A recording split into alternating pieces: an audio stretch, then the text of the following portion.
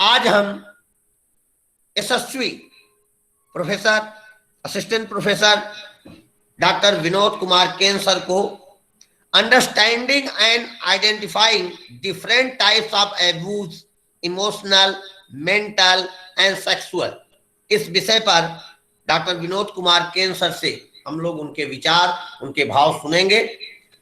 कार्यक्रम का समय सुनिश्चित हो चुका है, तो मैं आमंत्रित करना चाहूंगा कि सर अपना माइक अनम्यूट करें और आज हमारे बीच अपने सर्वांगीण उद्बोधन, सर्वश्रेष्ठ उद्बोधन को हमारे सभी प्रतिभागियों हेतु प्रस्तुत करें। आदरणीय doctor Vinod Ken sir. Thank you sir. आवाज आपको आ रही है सर? जी जी जी सर, आवाज आ रही है। Okay okay, thank you very much. Actual में थोड़ा सा नेट का इश्यू है हमारे ऑफिस में, तो मैं टेम्परेरी तरीके से नेट को चला रहा हूँ, तो इनकेस अगर बीच में मैं डिसकंटिन्यू हो जाऊँ तो मैं दोबारा कनेक्ट हो जाऊंगा सर, तो उसके लिए मुझे एक्सक्यूज कीजिएगा। जी sir. Thank you participants and welcome all the participants in this programme. आज हम लोग एब्यूजेस के बारे में बात करेंगे। एब्यूजेस के बारे में बात मैं अपना प्रेजेंटेशन शो कर रहा हूँ सर।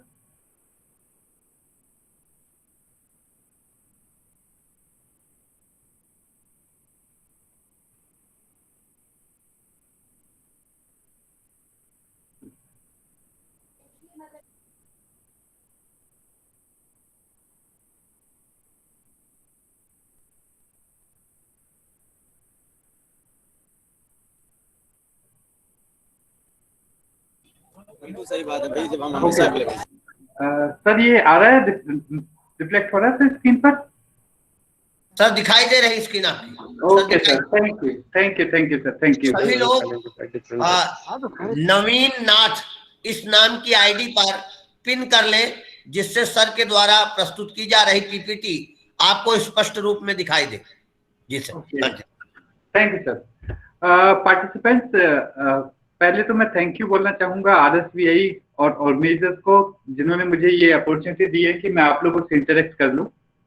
एक बहुत ही ऐसा टॉपिक जिसके बारे में शायद आप सब लोगों को पता हो, मगर ये चीजें तब तक हम लोगों को इतना ज्यादा मतलब हमारे ऊपर असर नहीं डालती हैं जब तक कि हम इसके बारे में या डिटेल्स में ना पढ़ें, या फिर कोई ऐसा इंसिडेंट हमारे सामने ना आए जिससे कि हम लोगों को इन एब्यूजेस के बारे में पता चले।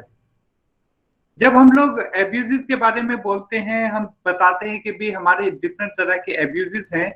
उन एब्यूजेस में हम लोगों में किसी ना किसी तरह से हम लोग भी एब्यूज होते रहते हैं, हम लोग दूसरों को करते रहते हैं, मगर हमें ये पता नहीं होता कि एक्चुअल में इसकी प्रॉब्लम कहाँ है, किस तरह से करते हैं, किसको एब्यूज बोलते हैं। अभी तक हम लोगों का अगर फिजिकल एब्यूज के बारे में बात करें तो कहते हैं कि भाई किसी को मार दिया तो फिजिकली एब्यूज हो गए, वर्बली आपने गाली दे दी तो एब्यूज हो गए। मगर उसके अलावा भी जो गवर्नमेंट ऑफ इंडिया है, इंटरनेशनल लेवल पर जो डिफरेंट कन्वेंशन है, उनमें अगर देखा जाए तो ये एब्यूजेस में बहुत ऐसी ऐसी छोटी छोटी चीजों को भी डाला हुआ है जिसे कि हम लोग एब्यूजेस में मानते नहीं है जनरल, मतलब इंडियन सिनेरियो में।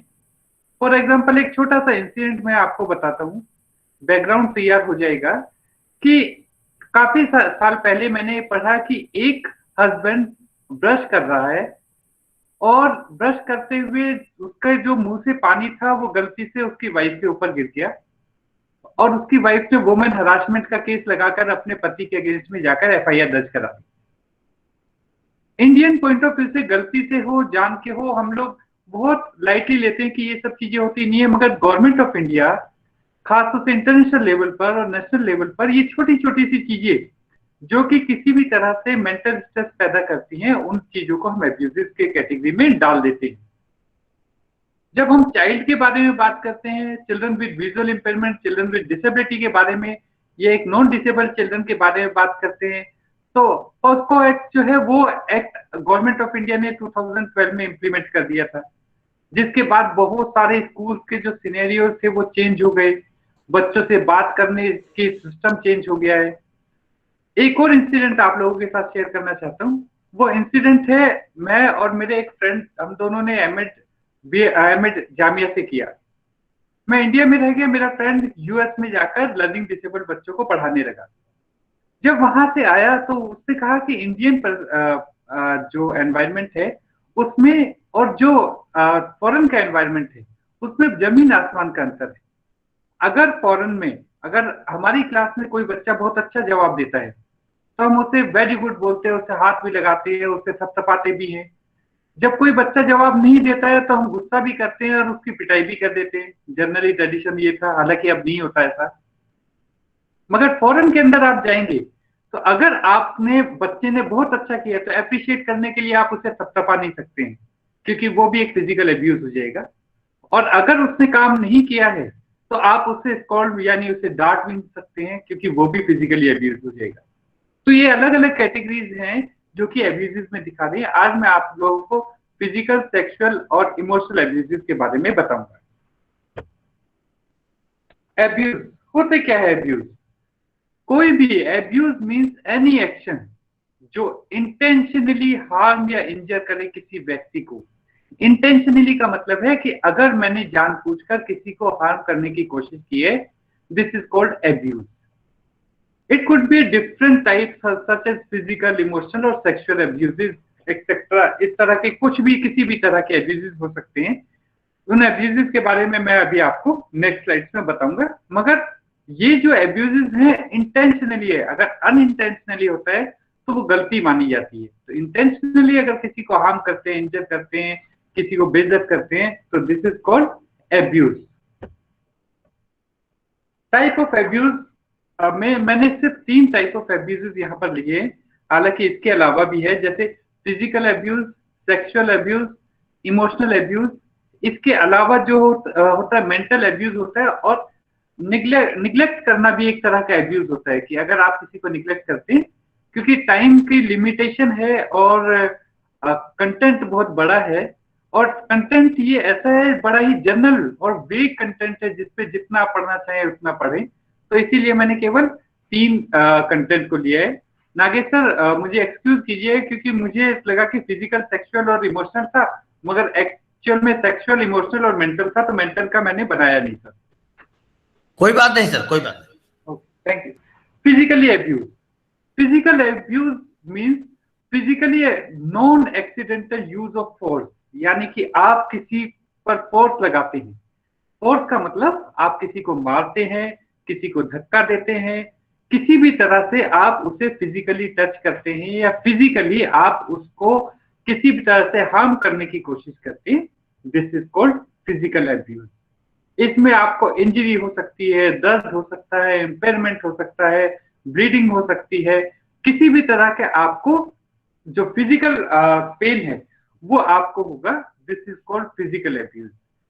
हालांकि ये फिजिकल अब्यूज रेगुलरली भी हो सकता है और इंटरवल भी हो सकता है। आप अगर कंटिन्यू किसी को आज मारा, कल भी मार रहे हैं, परसों भी मार रहे हैं, नेक्स्ट भी मार रहे हैं, या आज मारा फिर 2 दिन बाद फिर उसकी पिटाई कर दी। एक्चुअल में आप लोग देखें क्राइम पेट्रोल जैसे सीरियल्स को जो रियल स्टोरी बेस्ड होते हैं, उनमें आप देखेंगे तो ये सब चीजें बड़ी आसानी से आपको पता चल जाएगा कि रेगुलरली फिजिकल अब्यूज किस तरह से कर रहे हैं और इंटरवल फिजिकली अब्यूज कैसे कर रहे हैं।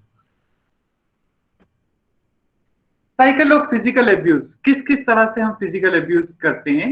जैसे हम लोग धमकी देते हैं, threat of violence such as if you do that 1 more time you will be, कि अगर तुमने ये किया तो मैं तुम्हें बताऊंगा कि आगे क्या होता है। इतना इसका मतलब कि वो आपको थ्रेट करने की कोशिश कर रहा है, आपको धमकी दे रहा है कि इस काम को मत करना। इस काम को मत करना मतलब अच्छा काम भी हो सकता है, गलत काम भी हो सकता है। अगर मान लीजिए मैं बोल रहा हूँ कि नहीं मेरी चेयर पे नहीं बैठना वरना अगली बार मैं बताऊंगा धक्का देके गिरा दूंगा, इसका मतलब है कि वो व्यक्ति को मैं धमका रहा हूँ कि मत बैठना वरना मैं फिजिकली अब्यूज कर दूंगा आपको।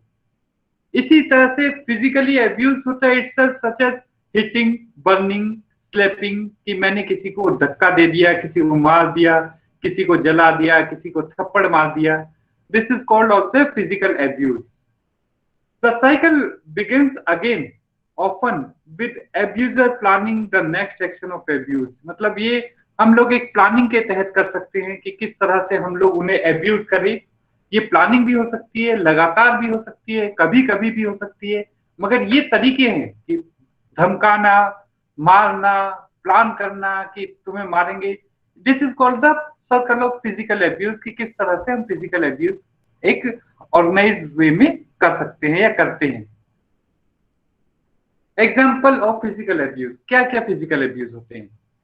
बहुत सारी चीजें तो आपको पता ही है। मैंने किसी को चेयर से बांध दिया, तो चेयर से बांध दिया तो इसका मतलब ये नहीं कि मैंने उसे मारा नहीं, मगर मैंने उसे फोर्सफुली चेयर से बांध दिया है, तो this is called physical abuse. मैंने किसी को जला दिया है इंटेंशनली, अगर इंटेंशनली है तो वो फिजिकल एब्यूज है, अगर अनइंटेंशनली है तो दिस इज कॉल्ड कि ये इस तरह की चीजें की गलती हो गई। अगर किसी ने गरम गरम चीज उठाकर आपके हाथ पर या किसी के हाथ पर रख दिया, this is called physical abuse. अगर गलती से टच हो गया, this is not the physical abuse, this is only a mistake. तो फिजिकल एब्यूज में और मिस्टेक में अंतर होता है। इंटेंशनली अनइंटेंशनली अगर होते हैं तो उसमें अंतर पता चल जाता है कि किसने इंटेंशनली मुझे धक्का दिया है और कौन अनइंटेंशनली मुझसे टच हुआ है। बीइंग कट, यदि आपको किसी ने कट कर दिया है, आप कट का मतलब बहुत बड़े से लेकर छोटे तक हो सकता है। गर्दन काट देना भी एक फिजिकल एब्यूज होता है, और उंगली में हल्का सा किसी चीज को मार देना जिससे ब्लड निकल जाए, कट लग जाए, this is also physical abuse. तो फिजिकल एब्यूज दोनों हैं, हालांकि जो आईपीसी की धारा है और वो अलग अलग लगेगी, मगर एब्यूजेस ये हैं। Being slapped, punched, kicked, beaten, यानी कि किसी भी तरह से हमने थप्पड़ मारा, उसे पंच मारा, उसे लात मारी, उसे मारा, किसी भी तरह की पिटाई हो, लड़ाई हो, this is called physical abuse. Withhold of foods और मेडिकल अटेंशन, अगर मैंने किसी व्यक्ति को खाना नहीं दिया है, मैंने उसके खाने को रोक दिया है, मैंने उसके मेडिकल सर्विसेज को रोक दिया है, मैं उसे दवाई नहीं दे रहा हूँ, ये भी फिजिकल एब्यूज की कैटेगरी में आएगा। मतलब हम इसे ये नहीं कह सकते कि भी मैंने उसे दवाई तो नहीं दी और क्या है, मगर वो बेसिकली अगर आपने इंटेंशनली ये काम किया है, this is called the physical abuse. Being dragged, अगर किसी को खींच कर, धकेल कर, मतलब जो खींचते हैं ना, जमीन पर रगड़ कर खींचते हैं, this is also physical abuse. और बीइंग डिनाइड स्लीप, अगर उसे सोने से मना कर रही है जिससे उसके फिजिकल में दिक्कत हो रही है, वो भी एक तरह का फिजिकल एब्यूज ही होता है। तो these are the examples of physical abuse. Some basic symptoms होते हैं जिससे कि आइडेंटिफाई होता है, क्योंकि देखिए अभी जो आप और मैं आपको बता रहा हूँ दो कैटेगरीज में जाता है। नंबर वन कि हम किसी एडल्ट के बारे में बात कर रहे हैं, नंबर टू हम चाइल्ड के बारे में बात कर रहे हैं। तो जो कॉन्टेक्स्ट ये प्रोग्राम है, सीआरआर प्रोग्राम है, जो ट्रेनिंग प्रोग्राम है, इसमें क्योंकि स्टूडेंट्स और बच्चों से रिलेटेड बातें कर रहे हैं, तो इसे आप ये कॉन्सेप्ट मानकर चलिएगा कि हम इससे बच्चों से रिलेट करने की कोशिश कर रहे हैं। और सिम्टम्स मैंने इसलिए ये वर्ड डाला है क्योंकि बच्चे बहुत सारी जगह पर किसी चीजों को नहीं बताते हैं। वो नहीं बोलते हैं कि भी क्या प्रॉब्लम है, क्या हुआ क्लास में, क्या हुआ, बच्चे ने किसी बड़े ने उसको मारा या नहीं हुआ, ये उन बताते नहीं है। अगर नहीं बताते हैं तो उसके बावजूद बच्चों में कुछ ऐसे बिहेवियर आ जाते हैं जो सिम्टम्स ऐसे रिफ्लेक्ट होने लगते हैं जिसके बेसिस पर ये आइडेंटिफाई थोड़ा बहुत किया जा सकता है कि इस बच्चे को क्या पता है कोई किसी ने फिजिकली एब्यूज किया है। जैसे मसल्स और बोन रिलेटेड इश्यूज, अगर बच्चे की पिटाई की है, बच्चे को मारा है, तो उसकी मसल्स पेन, बोन में दिक्कत या कुछ होगा। अगर आप लोग देखते हैं तो स्कूल में बच्चे जाते हैं, टीचर थप्पड़ मार देते हैं तो उससे पता चला गालों पर उंगली छप गई। लकड़ी से मार दिया तो जहां पर मारा वहां पर उसके चोट लग गया, निशान पड़ गया। तो मसल्स बोन में कहीं पैर में दर्द होने लगा, क्या हुआ जी कि कुछ लकड़ी वगैरह लग गई है, किसी ने मार दिया है। तो this is called the muscles और बोन रिलेटेड इश्यूज जो होते हैं, अगर उससे बच्चे को हो रहा है तो फिजिकल एब्यूज है। जरूरी नहीं है कि टीचर ही, बच्चे आपस में भी कर ले, हालांकि उसे हम एब्यूज की कैटेगरी में नहीं करते हैं, मगर एक एडल्ट व्यक्ति अगर किसी माइनर को मारता है तो हम उसे एब्यूज के अंदर कैटेगराइज कर लेते हैं। हाइपरटेंशन, हाइपरटेंशन यानी हाई ब्लड प्रेशर, अगर बच्चे का ब्लड प्रेशर बढ़ जाए किसी चीज के बारे में, लड़ाई झगड़े करने के बारे में, या उसे कोई फिजिकली एब्यूज कर दिया। जी आप पीपीटी नहीं दिख रही है? सॉरी, पीपीटी नजर नहीं आ रही है मैम? नहीं आ रही है, कब से बोल रहे हैं सब लोग। 1 second ma'am, 1 sorry to disturb. हाँ नो नो इशू मैम, मैं दोबारा इसे कर देता हूँ। हाँ ठीक है।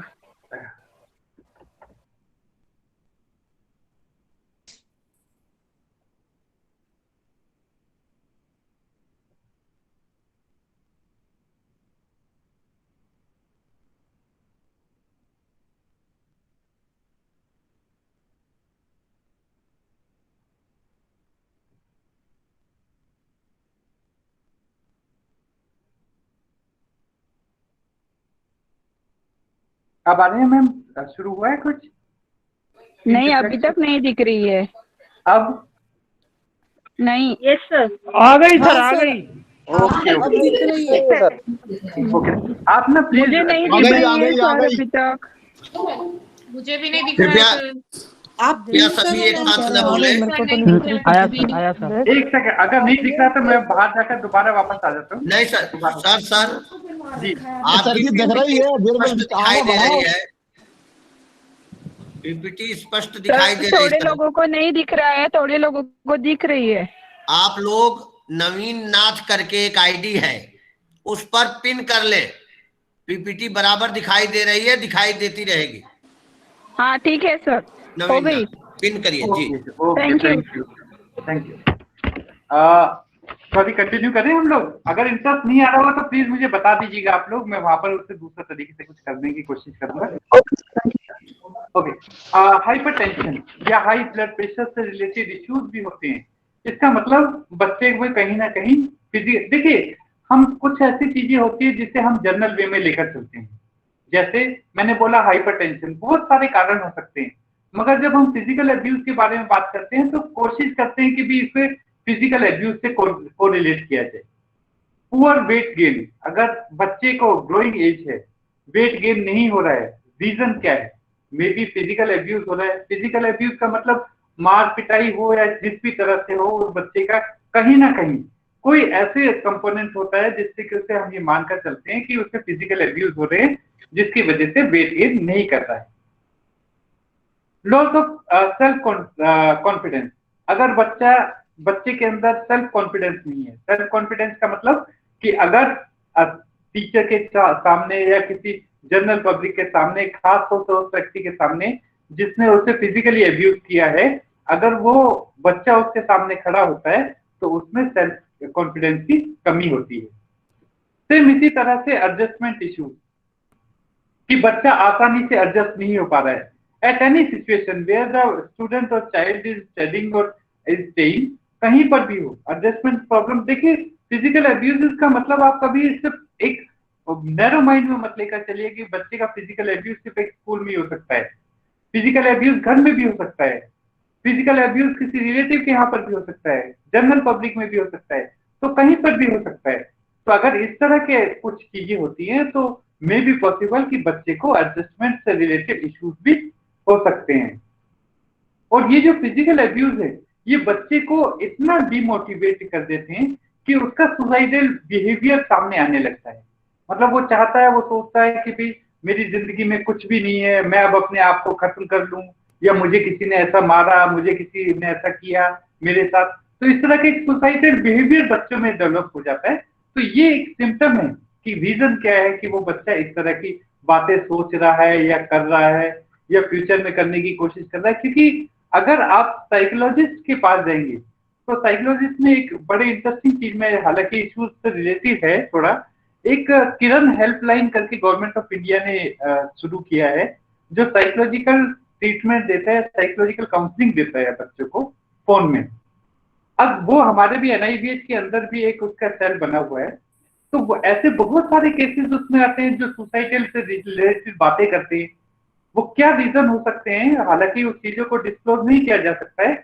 उसमें एक कारण फिजिकल एब्यूज भी हो सकता है कि अगर किसी ने उसे मारा, अगर खास तौर से केस में अगर किसी ने कुछ मार दिया, सबको लगा कि मेरी बेइज्जती हो गई थी, अब मैं इस दुनिया में जीकर क्या करूंगा, सुसाइडल बिहेवियर पैदा हो जाता है।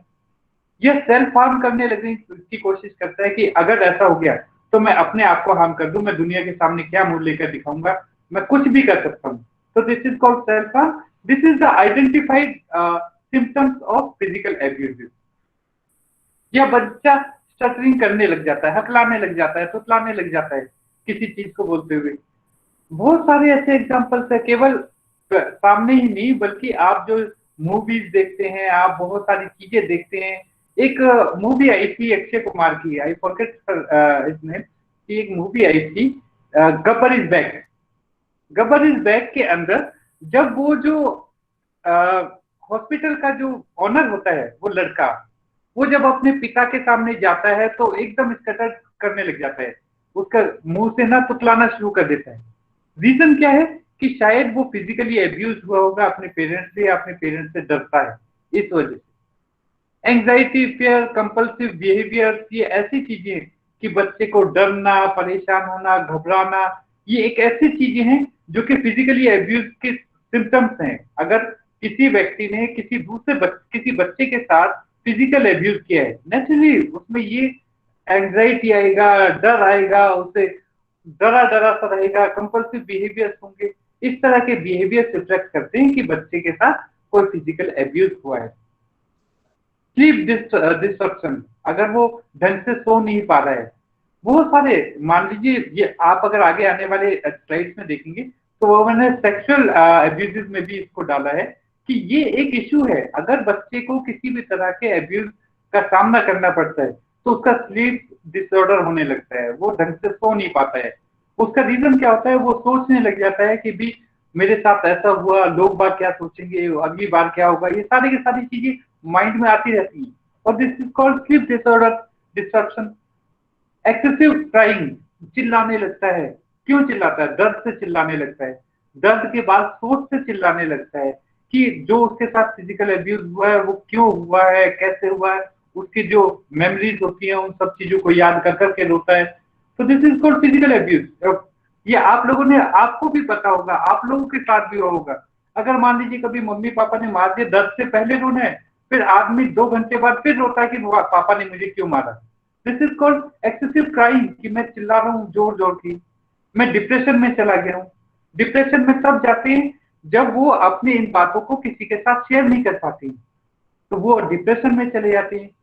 प्रॉब्लम एट स्कूल, स्कूल पर सॉरी प्रॉब्लम इन स्कूल है कि स्कूल में प्रॉब्लम होने लगती है, एडजस्टमेंट प्रॉब्लम है, वो बच्चा नहीं एडजस्ट कर पाता, ढंग से पढ़ाई नहीं कर पाता है, बच्चों के साथ खेल नहीं पाता है, अटेंशन दे नहीं पाता है। This is all the call the physical abuse की। अगर फिजिकल एब्यूज किया, आप देख लीजिए, मैं आपने अगर किसी बच्चे के साथ कभी ऐसा बिहेवियर किया है या फिर आपने देखा है इस तरह के बिहेवियर को, तो बच्चा क्लास में भी ब्लैक बोर्ड पर नहीं देखेगा। क्यों? डिप्रेस रहेगा कि भी मेरी तो पिटाई लगी, किसी ने मुझे फिजिकली एब्यूज कर दिया। Self destructive behaviour, running away, अपने आप को वहां से भागने की कोशिश करेगा कि मैं आम आदमी के बीच में ना रहूं, मैं अपने दोस्तों के बीच में ना रहूं, मैं अपने परिवार के बीच में ना रहूं।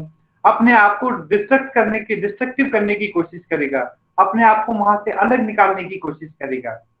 एंगर एंड हॉस्टिलिटी, तो हॉस्टिलिटी यानी कि उसमें अंदर गुस्सा भरा होगा कि भी मुझे ऐसा क्यों कर दिया।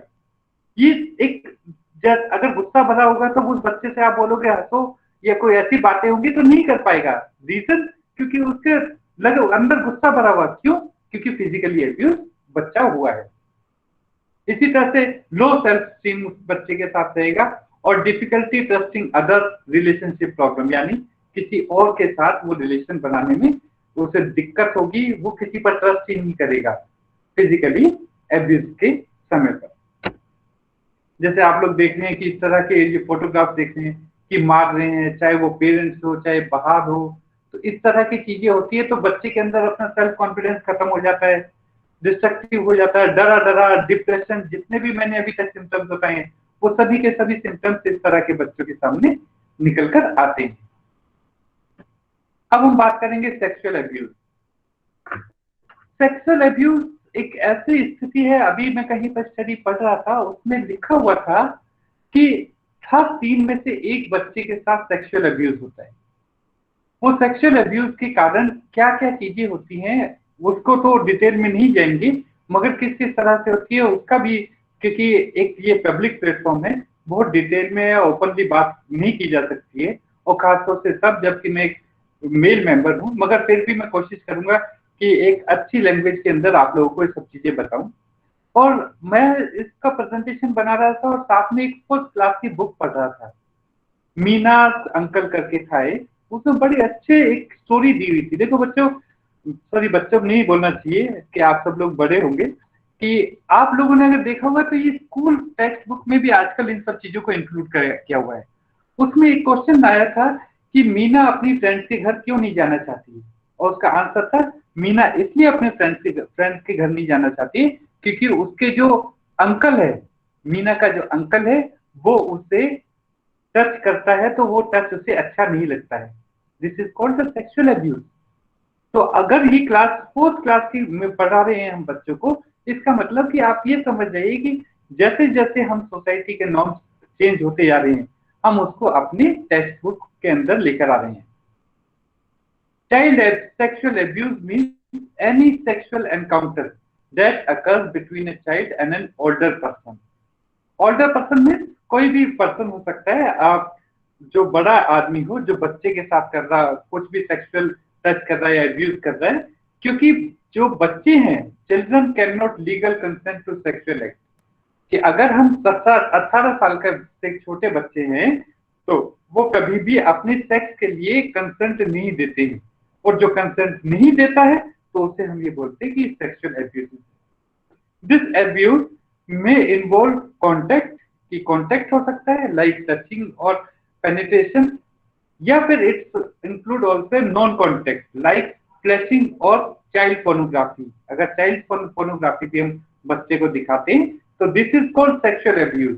हम टच नहीं कर रहे हैं मगर सेक्सुअल बिहेवियर रिफ्लेक्ट हो रहा है उस व्यक्ति का, इसलिए उसे भी सेक्सुअल अब्यूज के अंदर माना जाता है। Definition of sexual identification of sexual abuse. There are several factors हैं जिसके बेसिस पर हम ये आइडेंटिफाई कर सकते हैं कि बच्चा के साथ कुछ सेक्सुअल इश्यूज हुए हैं या नहीं हुए हैं।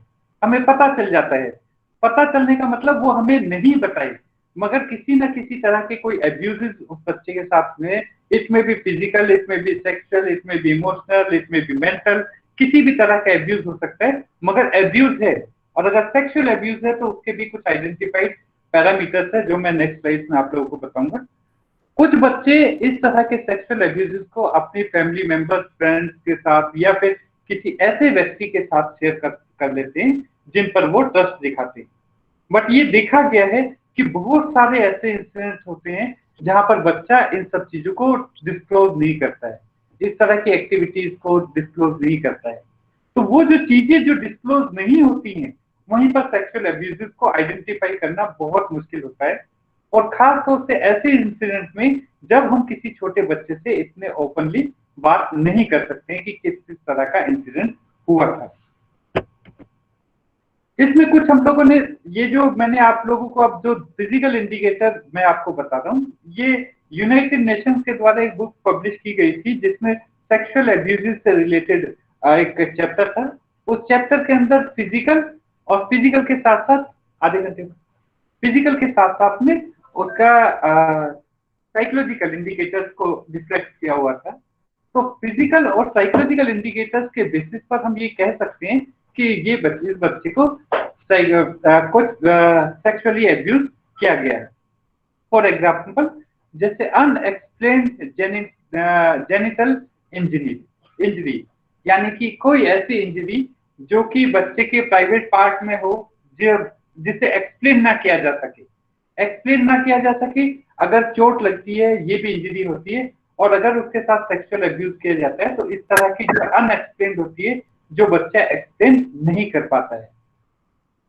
वर्जिनल और पेनिल डिस्चार्जेस, यानी कि अगर कोई प्राइवेट पार्ट से, चाहे लड़का हो या लड़की हो, अगर वहां से कुछ डिस्चार्ज हो रहा है जो कि उसके एज एप्रोप्रिएट नहीं है, तो ये कहा जा सकता है कि उस बच्चे के साथ फिजिकल अब्यूज हुआ है, और उसके लिए बच्चे के मेडिकल ट्रीटमेंट कराने के बाद या मेडिकल टीम ही इस बात को वेरीफाई कर पाती है कि ये सेक्सुअल अब्यूज है या कुछ और रीजन है। बेड वेटिंग और physical soiling beyond the unusual age, ऐसी एज में जिस एज में इस तरह की एक्टिविटीज नहीं होती है, अगर वो बेड वेटिंग करता है, बेड वेट कर देता है सोते हुए, अगर बच्चा 6 महीने का 8 महीने का तो माना जा सकता है, मगर वही बच्चा अगर 10-12 साल का हो उसके बाद बेड वेटिंग करता है तो उसका रीजन कुछ भी हो सकता है, मे बी मेडिकल इश्यू भी हो सकता है, मगर एक सेक्सुअल अब्यूज भी होगा, इसको भी हम डिनाई नहीं कर सकते। एनल कंप्लेंट, अगर एनल में वो कंप्लेंट करता है कि उसे फिशर हो रहा है, उसे पेन हो रहा है, उसे ब्लीडिंग हो रही है, this is also part of the physical abuse की उस स्थिति में भी बच्चे को फिजिकली अब्यूज किया गया है, जिसकी वजह से इस तरह के सिम्टम्स बच्चे के अंदर आ रहे हैं।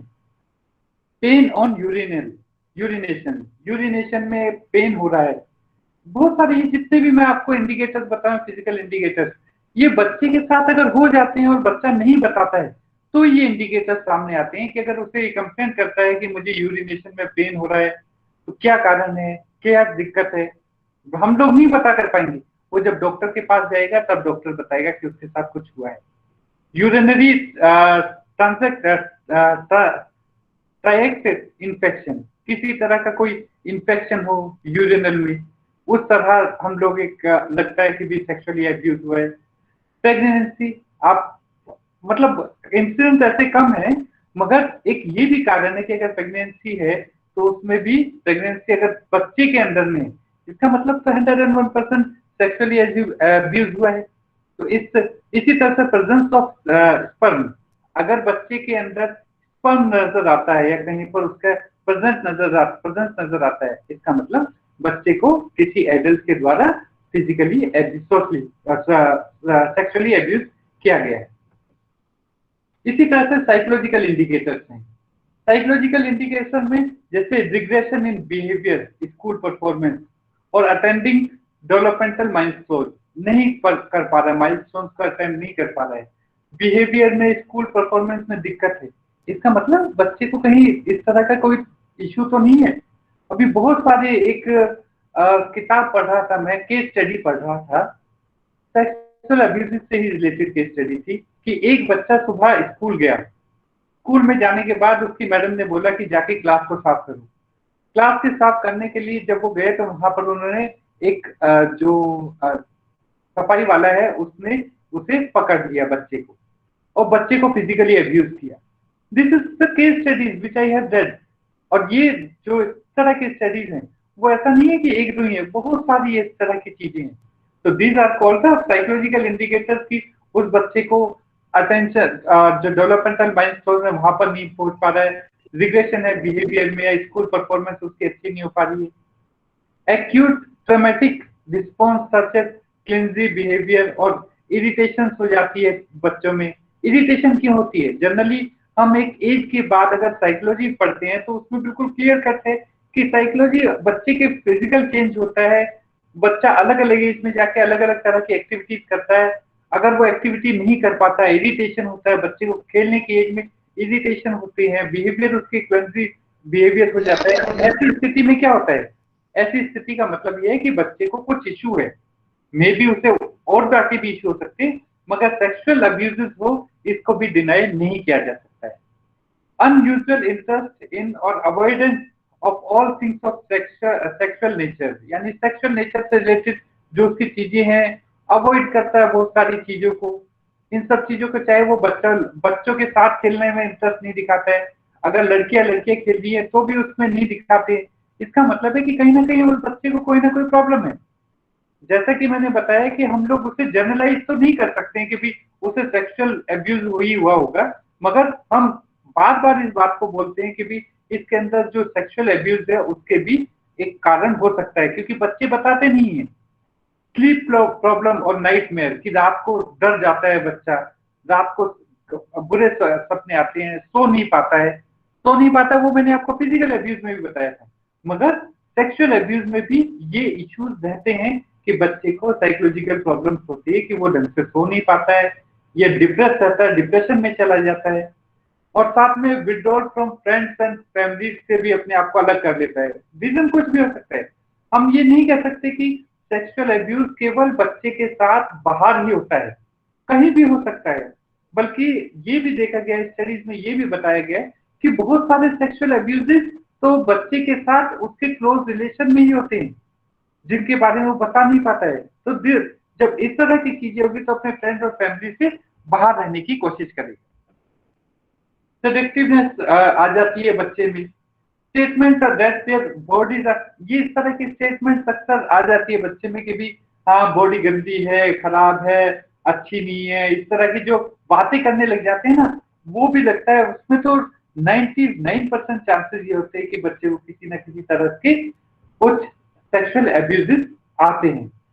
पुअर सेल्फ स्टीम, हर चीज में किसी भी तरह की कोई भी बच्चे को प्रॉब्लम हो, अब्यूज हो, तो उसमें ये एक नॉर्मल चीज है कि बच्चे का सेल्फ स्टीम अपने आप ही पुअर हो जाता है। इनएप्रोप्रिएट सेक्सुअलाइज्ड बिहेवियर, यानी कि सेक्सुअल बिहेवियर की, जैसे मैंने आपको बताया पहले पॉइंट में भी कि बच्चा कहाँ पर किस तरह से खेल रहा है, किन बच्चों के साथ खेल रहा है, सेक्सुअल बिहेवियर उसका बिल्कुल चेंज हो जाता है। अगर एक नॉर्मल लड़का है या लड़की है, जो बच्चे हैं तो वो लड़कों में भी खेलता है, लड़कियों में भी खेलते हैं, लड़की भी लड़कों के में भी खेलती है, लड़कियों में भी खेलती है।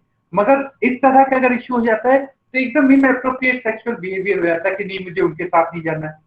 Refusal to go to school, school में जाने के लिए मना करने लग जाते हैं कि शायद इस तरह की स्थिति स्कूल में हो।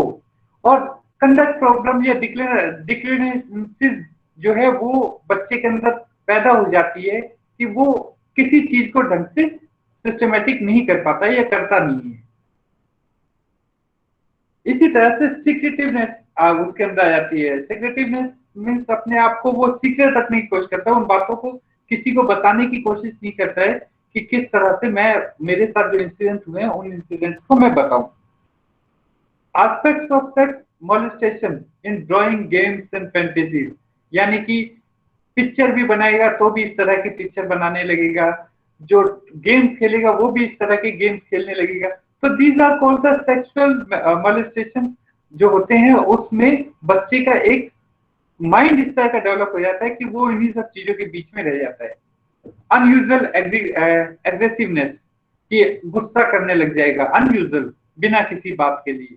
एक्सट्रीम फेयर और एंजाइटी, बहुत ज्यादा डर या उसे एंजाइटी परेशानी रहेगी, चिंता रहेगी कि भाई मुझे कहीं कुछ हो ना जाए, किसी को पता ना चल जाए।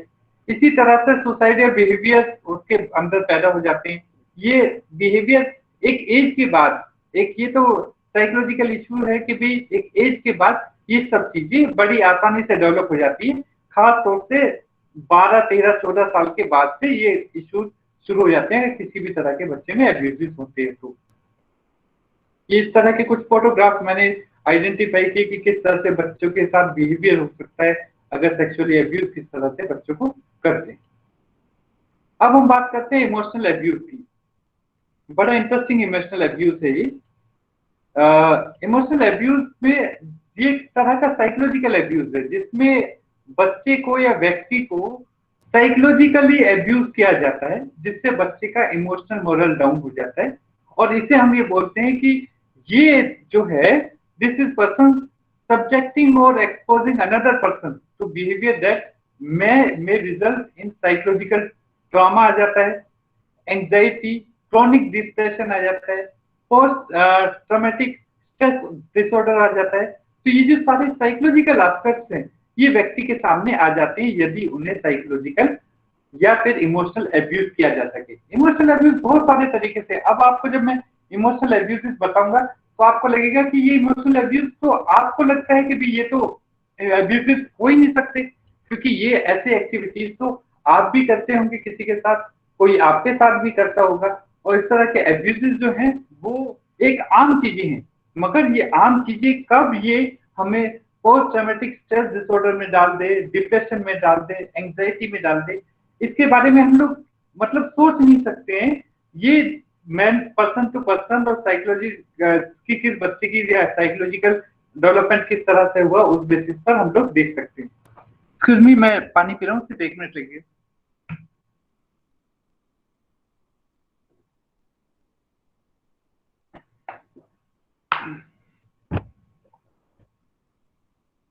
Emotional abuse. Emotional abuse can involve any of the following, कुछ भी किसी भी इमोशनल अब्यूज कह सकते हैं इनमें से। वर्बल अब्यूज, अभी तक हमने फिजिकल सेक्सुअल के बारे में बोला था। वर्बल में येलिंग एट यू, यानी आप पर किसी तरह का चिल्लाना।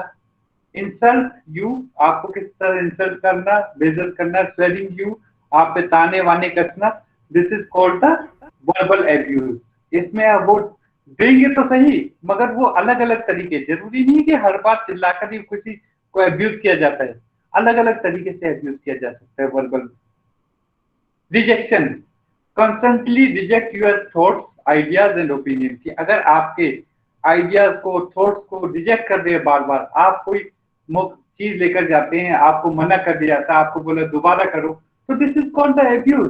कि अगर मैंने कुछ चीज दी है, खासतौर से मेरे साथ भी ऐसे इंसिडेंट हुए हैं, तब मुझे ये पता नहीं था कि rejection is also an abuse. तो ऐसा हुआ है कि भी आप कुछ चीज लेकर गए हैं, उन्होंने बोला नहीं जी ये ठीक नहीं, दोबारा लेके आओ। फिर दोबारा लेके गए, नहीं जी ठीक नहीं, दोबारा लेके आओ। फिर लेकर गए, फिर बोला जी ये नहीं, ये ठीक नहीं, दोबारा लेके आओ। आपने जो आइडिया दिया कि हम ऐसा करें, नहीं जी ऐसा नहीं करना है। मतलब वो जो सारी चीजें जो आप फेवर में करना चाहते हैं, उन सब चीजों को रिजेक्ट करना, this is called the emotional abuse. उसका रीजन क्या है? आप एक बार देंगे, दो बार देंगे, तीन बार देंगे, चौथी बार आप जाना ही छोड़ देंगे उसके बाद। रीजन क्योंकि बार बार रिजेक्ट कर रहे हो। जब रिजेक्शन होता है या आपको मना कर दिया जाता है उस चीज को काम करने के लिए जो आपके आइडियाज है, तो this is called an abuse. इस gaslighting, make your doubts your own feeling and thoughts. अपने जो डाउट्स हैं, अपनी जो फीलिंग्स है, अपने थॉट्स हैं, वो रखना है। And even your sanity by manipulating the truth. अपनी सच्चाई को आप कितनी तरह से करें उसे मैनिपुलेट करता है। इसके बारे में मैं अभी आपको आगे आने वाली स्लाइड्स में मैं बताऊंगा। एग्जाम्पल्स ऑफ इमोशनल अब्यूजेस, कैसे होते हैं इमोशनल अब्यूजेस? तो अगर कहीं पर इमोशनल अब्यूज आता है तो आप उस इमोशनल अब्यूज के साथ में आप उसे साइकोलॉजिकल अब्यूज भी कह सकते हैं। तो दोनों का मतलब एक है, जैसे कि मैंने अपनी फर्स्ट स्लाइड में बताया था। जैसे नेम कॉलिंग, जैसे बोल देते हैं कभी, अरे स्टूपिड, तू तो स्टूपिड है, लूजर है, तुझे कुछ नहीं आता है, तू बेवकूफ है। इस तरह के अगर होता है, नेम कॉलिंग होता है, तो ये गाली है एक तरह की। हालांकि ये अब सब लोगों को पता चलने लगा है कि इस तरह का अगर डांट खाते हैं, ये इस तरह की बातें कोई हमें बोलता है, तो इसका मतलब है कि ये एक तरह की एब्यूज है, जो कि हम बच्चे के साथ कर सकते हैं, एडल्ट के साथ कर सकते हैं, किसी के भी साथ कर सकते हैं। तो स्टूपिड बोलना, बेवकूफ बोलना, लूजर बोलना, ये एक तरह की, अगर अंग्रेजों में जाए तो ये एक तरह की गाली है। और गाली का मतलब होता है एब्यूज करना, कि आपने उसे एब्यूज किया है। इंडियंस जो है उन्हें अगर देखा जाए तो स्टूपिड कोई बड़ी चीज नहीं लगती है, मगर इसी का अगर हिंदी रूपांतरण किया जाए कि तू तो बेवकूफ है, तो ठीक कहेंगे कि हाँ ये एक्चुअल में एब्यूज वाली है, कि ये गाली है जो कि पढ़े लिखे लोग एक बच्चे को, एक किसी व्यक्ति को दे सकते हैं। तो this is called the emotional abuse. Use the pet name instead of actual name. कभी कभार क्या होता है कि पेट नेम लेने लगती हैं। जैसे पेट नेम का मतलब है कि कोई चिढ़ाने वाला नेम, नाम। ऐसा नहीं कि पेट नेम का कि किसी का इनिशियल हो, कि चलो किसी का नाम ये है तो मैंने उसे बोल दिया बिल्लू, उसे सब बिल्लू ही बोलते हैं, बिट्टू बोल दिया, इस तरह की बातें बोलते हैं। मगर कोई ऐसी बातें जो कि चिढ़ाने वाली है, तो अगर वो चिढ़ाने वाली नाम है, उसके पेट नेम है, तो एक्चुअल नेम ना बोलने के बदले उसके पेट नेम से उसे संबोधित किया जाता है। तो this is also an abuse, क्योंकि उसे बेइज्जत किया जा रहा है उसके पेट नेम से, जिससे वो चिढ़ होती है। कैरेक्टर एसिसिनेशन ऑफ चाइल्ड, सच है कि भी हमेशा लेट आते हो, तुम गलत हो, मैं इस बात से एग्री नहीं करता हूँ, इस तरह की जो चीजें हैं, डिसएग्री करना, तो ये सारी की सारी चीजें भी एब्यूज की कैटेगरी में आता है। आप एसिसिनेट कर रहे हो किसी के कैरेक्टर को। कैरेक्टर का मतलब अगर कोई लेट है तो आप उसे कह सकते हो कि लेट हो सकता है, मगर वो अगर सामने आपके बैठा और आप उससे हमेशा ये बोलते हो तुम लेट हो, हमेशा गलत बात करते हो, तुम एग्री नहीं करते हो, मैं तुमसे एग्री नहीं करता हूँ, तुम ये एक्टिविटीज इस तरह की करते हो, तो ये सारे के सारे क्या है, ये सारे के सारे जो है अच्छे शब्दों के अंदर इंक्लूड नहीं किए जाते हैं। इसका मतलब कि वो किसी न किसी तरह से आपके कैरेक्टर, आपकी पंक्चुअलिटी को एसेसिनेट कर रहा है कि भी आप हमेशा लेट आते हो, यानी कि आप पंक्चुअल हो तो भी एसेसिनेट कर रहा है आप। तो इसका मतलब ये है कि वो आपको कहीं ना कहीं इमोशनली एब्यूज करने की कोशिश कर रहा है।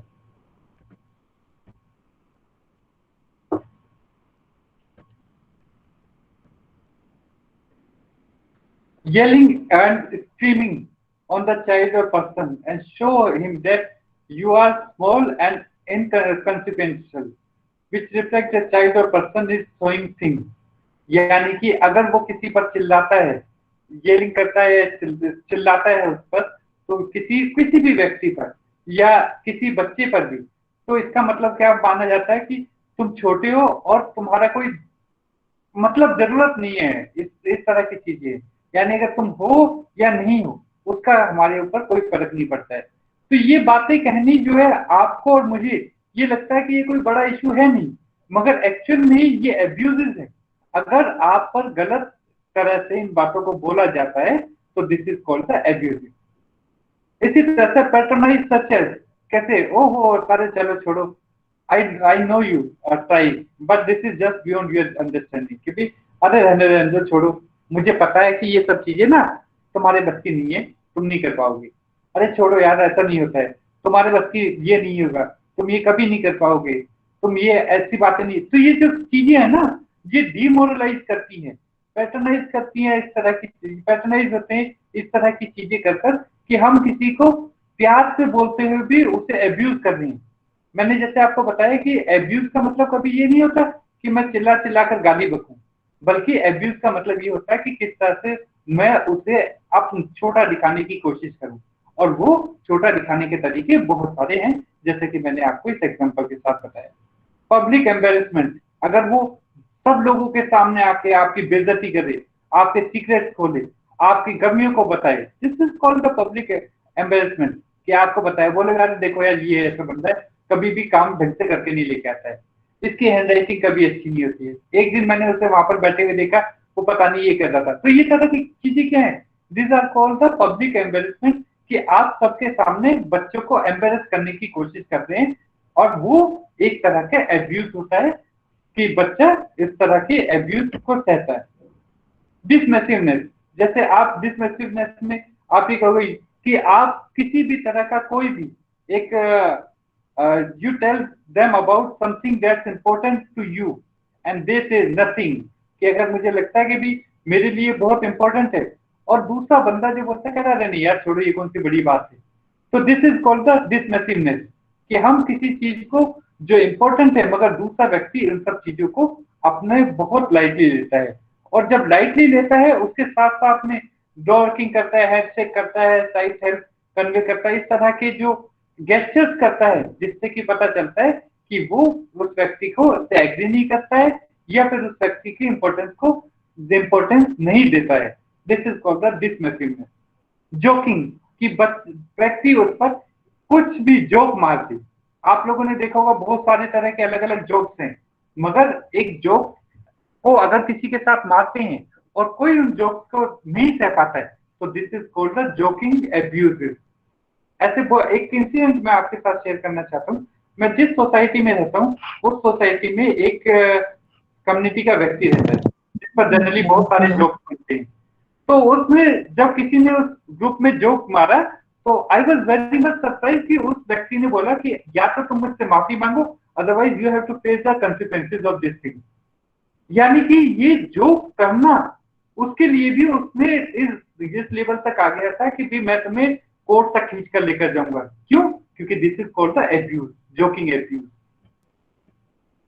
इंसल्टिंग ऑफ योर अपीयरेंस, कि आपके अपीयरेंस के बारे में इंसल्ट करता है, देखो यार तेरे बाल कैसे हैं, तेरी शक्ल कैसी है, तेरी नाक कैसी है, अरे तू तो मोटा है, तू छोटा है, तेरा पेट ऐसा है। इस तरह की जो चीजें होती है ना, this is also an abuse. आप उस पर अब्यूज के लिए आप उसे मतलब कि रोक सकते हो कि भी इस तरह की बातें ना करें, क्योंकि this is the abuse for me. तो इस तरह की चीजें हैं जो अब्यूज, जहां पर आपके अपीयरेंस के बारे में आपकी इंसल्ट कर सकते हैं। और put down of your interest, कि आपके इंटरेस्ट को कोई ज्यादा वेटेज देता ही नहीं। जैसे कहते हैं कि अरे ये काम, ये तो बच्चों वाले काम है, ये काम थोड़ी होती, ऐसा है, ये है, वो है। तो ये जो सब चीजें हैं जो आपके इंटरेस्ट को पुट डाउन करने की कोशिश करते हैं, उन सब चीजों को भी अगर कहते हैं वेस्ट, कि भी ये चाइल्डिश है, बचपने वाला है, ये तो वेस्टेज ऑफ टाइम वाला काम है। तो इन सब चीजें, दिस इज ऑल्सो साइकोलॉजिकल और इमोशनल एब्यूज। और बिलिटलिंग योर अकम्प्लिशमेंट, कि आपके द्वारा जो काम किया गया है उससे कोई वो अचीवमेंट के नाम पर कुछ नहीं बोलती। कि अगर बच्चे ने बहुत कुछ किया और अगर टीचर ने उससे बोल दिया कि नहीं अरे ये तो कुछ नहीं है, इसका मतलब कि वो आपको एब्यूज कर दें इनडायरेक्ट वे। ठीक है, तो these are the abuses of physical, sexual and emotional abuses. If you have any problem or question, please you can ask.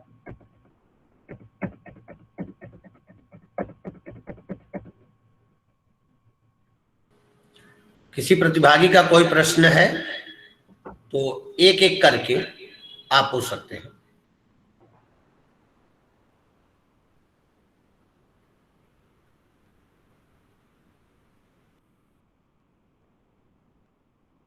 और आप लोगों को एक चीज बताना चाहूंगा, सॉरी नागेश सर ने बोला कि 25 साल का एक्सपीरियंस है, तो मेरा 25 साल का नहीं 15 साल का एक्सपीरियंस है। 25 साल के एक्सपीरियंस से मैं 50-55 साल का लगूंगा, इतनी एज है नहीं मेरी। Thank you. Sorry sir. Okay okay sir, okay, please continue.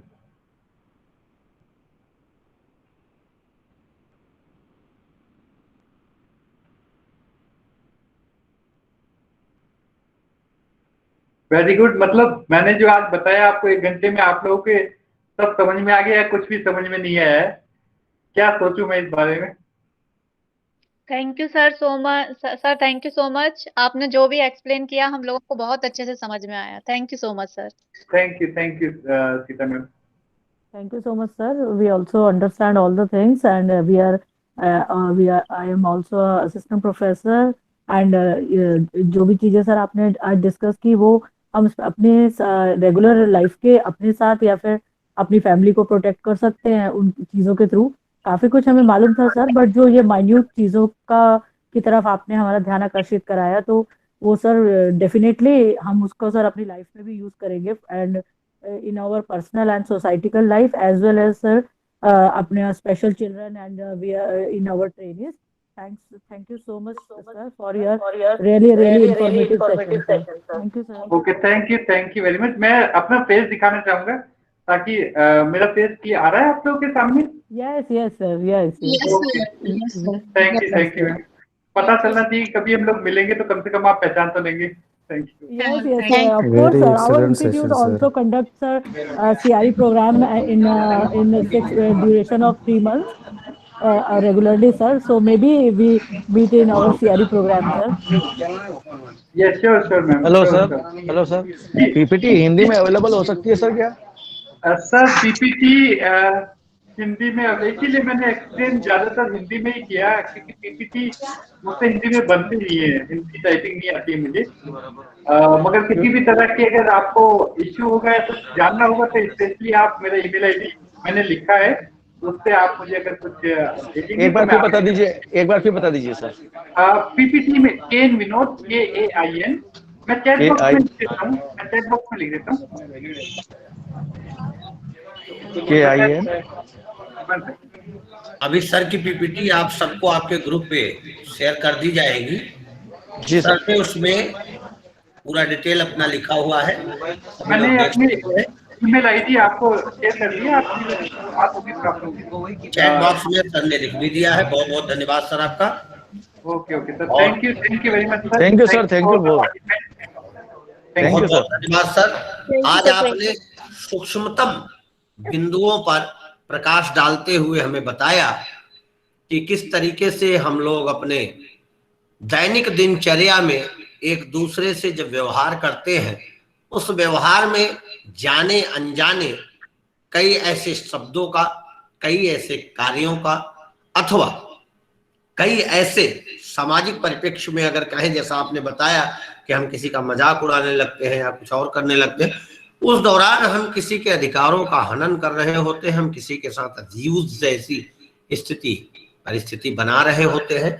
तो शिक्षण प्रशिक्षण में लगने के कारण और अधिकार परक चिंतन रखने के कारण हम विशेष शिक्षकों का या शिक्षा में लगे हुए सभी शिक्षण प्रशिक्षण के जितने भी शिक्षक आज हमारे बीच में हैं या जो भी सभी समस्त शिक्षक हैं, सभी को बच्चों को इस बात से अवेयर भी करना होता है। जैसे हम आप जानते हैं तो बच्चों तक इस बात को पहुंचाएं, और सिर्फ इसको इस बात तक ही नहीं पहुंचाना है कि ये एक तरीके से अब्यूज है, ये हमारे साथ शोषण है। हमें इस बात को इस पक्ष से बच्चों तक पहुंचाना भी होता है कि हमें अन्य बच्चों के साथ कदापि ऐसे व्यवहारों को नहीं करना होता है। बच्चों को ये बता करके कि ये अपराध की श्रेणी में है, इससे अच्छा ये है कि हम उन्हें ये बता दें कि अगर हम दूसरे के साथ ऐसा कुछ करने चलते हैं तो अपराध करने जा रहे हैं, जिससे और थोड़ा बोध युक्त हो। बहुत बहुत धन्यवाद आदरणीय डॉक्टर विनोद केन सर का, जिन्होंने आज सूक्ष्मतम पहलुओं पर बहुत ही इंफॉर्मेटिव और हेल्पफुल सेशन चलाया। उन्होंने सर ने बताया कि कुछ पीपीटी विषयगत से कुछ थोड़ा सा ऐसा उन्होंने बनाया था, लेकिन जब उन्होंने उसको प्रेजेंट किया तो सारी बात को पुष्ट करते हुए उन्होंने स्पष्टतया अपने भावों को रखा हमारे बीच में, और बहुत बढ़िया ढंग से उन्होंने आपको, हमको, सभी को समझाया। इस हेतु सर का बारंबार बहुत बहुत धन्यवाद। मैं सर से निवेदन करूंगा कि सर आप अपना पीपीटी जो है वो हमें आप व्हाट्सएप कर दीजिएगा। मैं अपने सभी 200 प्रतिभागियों को वह पीपीटी शेयर कर दूंगा इनके ग्रुप पर, जिससे आसानी के साथ ही उसे देख करके और समझ सके, क्योंकि आप जानते हैं कि ऑनलाइन सीआरई में ऑनलाइन परीक्षा का भी एक प्रावधान है, तो वह परीक्षा भी इन्हें आज शाम को देनी है, तो उस हेतु भी यह पीपीटी इनमें काफी कारगर होगी, बहुत सहायक होगी। सर आपका पुनः बहुत बहुत धन्यवाद। अब हम लोग कार्यक्रम के अगली पंक्ति में बढ़ते हैं। जैसा कि आपको सभी को ज्ञात है, आज हमारे चतुर्थ वक्ता और अपनी बात को धरातलीय परिवेश से जोड़कर रखने हेतु हमारे बीच उपस्थित हो रहे हैं Shri Manjeet Singh Saini sir, officiating director CRC Sundarnagar Himachal Pradesh. आपके द्वारा आज supporting children in difficult situation, कठिन परिस्थितियों में बालकों को कैसे सपोर्ट दिया जाए, इस विषय पर सर अपने अनुभव हमारे बीच आज रखेंगे। मैं जैसा देख पा रहा हूं टेक्निकल टीम हमारी कवर कर रही है इस बात को। क्या आदरणीय सर हमसे जुड़ चुके हैं? श्री मंजीत सिंह सैनी सर क्या हमसे जुड़ चुके हैं? अगर सर हमसे जुड़ चुके हैं तो कृपया अपना माइक अनम्यूट करें।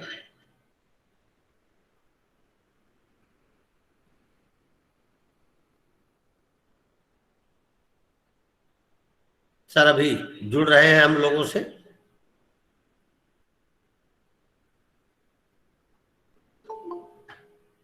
हाँ, सर का बहुत बहुत स्वागत है। सर हमारे बीच जुड़ चुके हैं और मैं नागेश कुमार पांडे, प्रवक्ता आरएसवीआई, सर का आज के इस ज्ञानवर्धक प्रशिक्षण कार्यक्रम सतत पुनर्वास शिक्षा, इस कार्यक्रम के प्रथम दिन के चतुर्थ उद्बोधन पर बहुत बहुत स्वागत, वंदन और अभिनंदन कर रहा हूं। मैं सभी प्रतिभागियों को बताना चाहूंगा, सर इस समय बहुत व्यस्ततम कार्यक्रम में चल रहे हैं। कुछ निजी कारणों से वो बहुत व्यस्त हैं, लेकिन उसके बावजूद भी उन्होंने आज हमारे बीच आना स्वीकार किया है। इस हेतु संस्था आरएसवीआई उनकी सदा ऋणी रहेगी।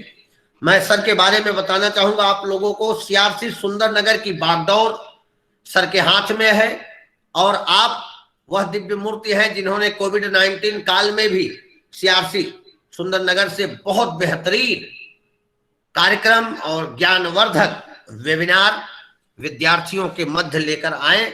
बहुत से शिक्षण प्रशिक्षण कार्यक्रम और परीक्षा निहितार्थ कार्यक्रमों को आपने किया है। आपका इस फील्ड में एक लंबा अनुभव रहा है।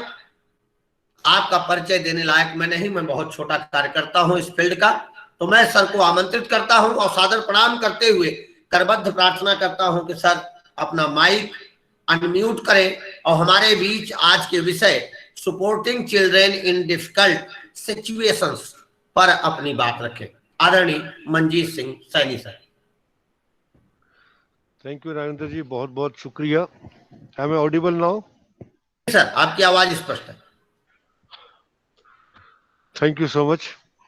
सबसे पहले आपको बहुत बहुत बधाई। इस स्थिति में, इस परिस्थिति में आप एक सीआरई करा रहे हैं और संख्या देखते ही बनती है 170 लोग जुड़े हुए हैं आज। बहुत अच्छी बात है। बहुत दिक्कत आ गई थी लोगों को अपने पॉइंट्स बनाने के लिए, क्योंकि फेस टू फेस प्रोग्राम्स नहीं हो पा रहे थे, लेकिन आपके संस्थान ने कोविड काल में भी बहुत बेहतरीन प्रदर्शन किया है। न जाने कितने सैकड़ों प्रोग्राम्स किए हैं। शुक्रिया बहुत बहुत। आपको कोर्स कराने के लिए और मेरा परिचय देने के लिए। तो हम समय वेस्ट ना करते हुए सीधे पॉइंट पे आते हैं। हल्का सा जानकारी चाहूंगा कि इसमें सभी डिसेबिलिटीज के लोग जुड़े होंगे सीआरई में। तो जी जी, जी सभी सर। डिसेबिलिटी के बच्चे यस सर, यस सर। विद्यार्थी है सर, कुछ प्रोफेसर भी है, असिस्टेंट प्रोफेसर। आदर आओ good good good, thank you thank you thank you. तो आपका जो सीआरई चल रहा है, ensuring safety for children person with disabilities, children with disabilities के तहत जो टॉपिक दिया गया, that is supporting children in difficult situations. Obviously जब भी हम बात करते हैं सपोर्टिंग चिल्ड्रन, जैसे टॉपिक दिया गया है supporting children in difficult situations, तो हम बात कर रहे हैं चिल्ड्रन विद स्पेशल नीड्स की। हम उन्हीं बच्चों की बात कर रहे हैं जो किसी न किसी दिव्यांगता से ग्रसित हैं, और वो किस किस परिस्थिति में हो सकते हैं, उनकी क्या क्या मुश्किलें हो सकती हैं, यस सर। उनके लिए क्या क्या समस्याएं होती हैं, उनके कैसे निवारण किया जा सकता है। बीच में हो सकता है, संतोष कुमार सिंह। कृपया अपना माइक म्यूट रखें, बीच में आवाज आ रही है ताकि औरों को दिक्कत ना आए। सर्वप्रथम हम जब बच्चों की बात करते हैं, खासतौर से दिव्यांग बच्चों की बात करते हैं, तो सबसे पहले हम बच्चों के माता पिता से मिलते हैं, बच्चों के माता पिता के बारे में बात करते हैं। हम सभी जानते हैं कि दिव्यांग बच्चा अपने आप में अलग नहीं होता है, हम उसे अलग मान लेते हैं। वो अलग नहीं, एक आम बच्चे की तरह ही होता है, सिर्फ उसमें कोई ना कोई विकार आ जाता है। दृष्टिहीनता, श्रवण बाधिता, या कोई न्यूरोलॉजिकल डिसऑर्डर या और किसी प्रकार को कोई डिसऑर्डर उसके अंदर होता है, विकार होता है, तो हम उसे आम भाषा में अलग बोलते हैं, लेकिन वो अलग नहीं है, वो एक आम बच्चे की तरह ही है। और ये हमारा प्रयास, ये हमारा कोशिश, ये हमारी चेष्टा होनी चाहिए कि हम उसको आम बच्चों की तरह, सामान्य बच्चों की तरह ही लाकर उसको उस श्रेणी में खड़ा कर सके। सबसे पहले मैं एक बात सबसे करना चाहूंगा कि अक्सर मैं कहता हूं इस टॉपिक वाले से पहले कि एक बच्चा दिव्यांग है, जब उसका परिचय देते हैं, सपोज मेरे साथ कोई दृष्टिहीन बालक खड़ा हुआ है या दृष्टिहीन व्यक्ति खड़ा हुआ है, तो एक आम आदमी जब मुझसे पूछेगा, आम आदमी से मेरा मतलब होता है लेमैन से मतलब है, आम आदमी से मतलब लेमैन से मतलब है। मैं एक प्रोफेशनल हूं जो दृष्टिहीनता में, श्रवण बाधिता में काम कर रहा हूं, मैं उसको पहचानता हूं, मैं उसकी भाषा समझता हूं। लेकिन जब एक लेमैन, कोई और नागरिक, कोई और शहरी, कोई और व्यक्ति जो हमारे फील्ड से संबंधित नहीं है, जब वो अक्सर कोई उस हमारे बारे, हमसे उसके बारे में पूछता है, तो हम हमें उसका परिचय कैसे देते हैं? हमने सोचा कभी? अक्सर मुंह से निकल जाता है ये फला फला है, और नाम लेंगे उनका, ये एबीसी है और ये दृष्टिहीन है। क्या ये परिचय सही दिया मैंने उसके बारे में? क्या ये परिचय सही दिया? नहीं। आप में से कोई एक जना माइक खोल के इसका जवाब देना चाहेगा? मैं कहता हूं सही दिया है, आप कहते हैं नहीं दिया है। कौन नहीं में जवाब देना चाहेगा, कौन हाँ में देना चाहेगा? कोई एक व्यक्ति जो ना में जवाब देना चाहे कि नहीं ये परिचय सही नहीं है, कोई एक बोले। Yes, sir. My name is Anita. Yeah. Okay, कहां से आप? I'm Lucknow. आप क्या कर रहे हैं? I'm a special educator, sir. Good good, please give me the reply. आपने मेरे से पूछा कि मेरे बगल में एक व्यक्ति खड़ा है, उसका परिचय पूछा, आपके साथ सैनी जी आपके साथ कौन है? मैंने कहा ये फला फला है, और उनका नाम लिया और कहा, साथ में कहा ये दृष्टिहीन भी है। तो There उसमें is क्या? there is no need to talk about his disability. You just have to introduce the person as any other person. Very good, right answer यही है कि हम उसकी जो दिव्यांगता है, कमी है। थैंक यू अनीता जी, जी sir, thank you. Thank you so much, right answer. हम उसकी जो कमियां हैं उसको, हमें कुछ जरूरत नहीं होती बोलने की, लेकिन आम तौर पे हम उसके जो कमियां हैं उसको भी उजागर कर देते हैं। तो मेरा मानना यह भी है कि हम कई बार व्यक्तियों को, व्यक्ति से मेरा मतलब है दिव्यांग व्यक्तियों को, ऐसे व्यक्तियों को ऐसी सिचुएशंस में लाकर खड़ा कर देते हैं, उसमें बहुत हद तक गलतियां हमारी भी होती हैं। मैं एक छोटी सी 5 मिनट की स्टोरी सुनाना चाहूंगा कि अगर मैं ये कहूं कि ये दिव्यांग वो नहीं, दिव्यांग तो हम हैं, विकलांग वो नहीं, विकलांग तो हम हैं। सोच की बात करनी चाहिए, सोच की बात मैं कर रहा हूं। मैं भी अपने टॉपिक पे पहुंचा नहीं हूं, लेकिन मैं थोड़ी थोड़ी रेलगाड़ी बनाना चाह रहा हूं ताकि हम टॉपिक पे आ सके।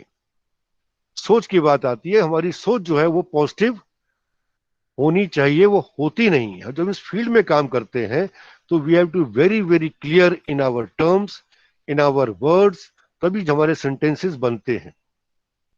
ये हम सब ने पढ़ा है, आप सब ने डिप्लोमा किया होगा, बीएड किया होगा, एमएड किया होगा, लेकिन बेसिक्स तो वही रहेंगी ना। जो डिप्लोमा लेवल में पढ़ा जाता है, जब मैं डिप्लोमा लेवल को पढ़ाता हूं तो बेसिक वही रहेगी, चाहे मैं एमएड लेवल को पढ़ाऊं, चाहे मैं बीएड में पढ़ाऊं, बेसिक वही रहेगी। एम आई राइट? इसलिए एक छोटी सी एग्जांपल देता हूं। One of my best friends, मेरे, अब मुझे मालूम नहीं है आप सब हिंदी भी समझते, इंग्लिश भी समझते हैं, मैं हिंदी ज्यादा बोल रहा हूं। मेरे बहुत एक अच्छे व्यक्ति जो चलो दृष्टिहीन है, मेरे बड़े अच्छे मित्र हैं, बड़े अच्छे मित्र हैं। उनकी जबानी बता रहा हूं कि वो बताते हैं कि कहां पर हमारी सोच में अंतर है, उनकी सोच में अंतर कतई नहीं है। हम जो इस फील्ड में काम कर रहे हैं, हम जो बड़ी बड़ी बातें करते हैं कि हमें इस फील्ड में काम करते हुए 20 साल हो गए हैं, 30 साल हो गए हैं, हम ही लोग जो है उनको परिस्थितियां ऐसी खड़ी करते हैं उनके लिए कई बार, जहां पर उनको ज्यादा दिक्कतें आती है। हमारे मित्र दृष्टिहीन है, उनका विवाह होता है। अक्सर मैं ये छोटा सा एक कहानी कह लीजिए, एक्सपीरियंस कह लीजिए, जो एक दिव्यांग की जवानी बता रहा हूं। तो ही इज मैरिड, वो किसी फंक्शन में जाते हैं वाइफ के साथ, तो उनकी वाइफ उनको कहीं छोड़कर बीच में अपना अलग हो जाती है 10 मिनट के लिए। तो एक दृष्टिहीन वहीं अकेला खड़ा रह जाता है, दृष्टिहीन वहीं अकेला खड़ा रह जाता है। अब वो खड़ा है और सुन रहा है, अब वो खड़ा है और सुन रहा है, सबकी बातें सुन रहा है। फंक्शन में कई सारी बातें हुआ करती हैं।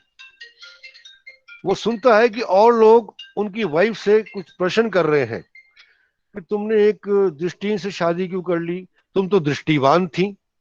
अब ये कौन प्रश्न कर रहा है, कौन बोल रहा है? जो एक लेमैन है, बेशक पढ़ा लिखे हैं, पढ़े लिखे लोग हैं, फंक्शन में सब आए हुए हैं, लेकिन उनका प्रश्न सुनिए कि तुम तो दृष्टिवान हो, तुम देख सकती हो, पढ़ी लिखी हो, कि तुमने इन दृष्टिहीन से क्यों शादी करी, क्या परिस्थितियां थी, वगैरह वगैरह। और ये दृष्टिहीन मेरा मित्र खड़ा सुन रहा है। उनके पास कोई वेटर आया तो उसको पानी वानी दे दिया, चाय पूछ ली या कुछ दे दिया, नहीं तो साथ से निकल के चले गए। मैं भी वहां खड़ा हूं, मैं कुछ देर बाद जाता हूं, अपने मित्र के पास पहुंचता हूं और हेलो हाय करता हूं और बात शुरू करता हूं।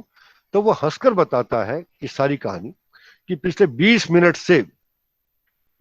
से सैनी साहब मैं खड़ा हूं और मैं सुन रहा हूं कई बातें। मुझे कोई चिंता नहीं है, मुझे कोई दुख नहीं है, क्योंकि मैं परिपक्व हूं, बड़ा हो चुका हूं। दृष्टिहीनता को झेलना मेरा एक रूटीन का काम है, अब तो मैं बचपन से इसके साथ जूझ रहा हूं। He is himself a principal of a very reputed school, हमसे अच्छी पोजीशन पर है, वो पढ़ा लिखा है, he is MA, BEd, MEd, PhD. लेकिन आम सोसाइटी में जो लोग होते हैं, कम्युनिटी की हम बात करते हैं, तो कम्युनिटी के कुछ ऐसे सवाल होते हैं जो इस ऐसे परिस्थिति में खड़ा करते हैं जहां पर वो हमसे चिढ़ने लगता है कि आप लोगों की सोच में बहुत अंतर है।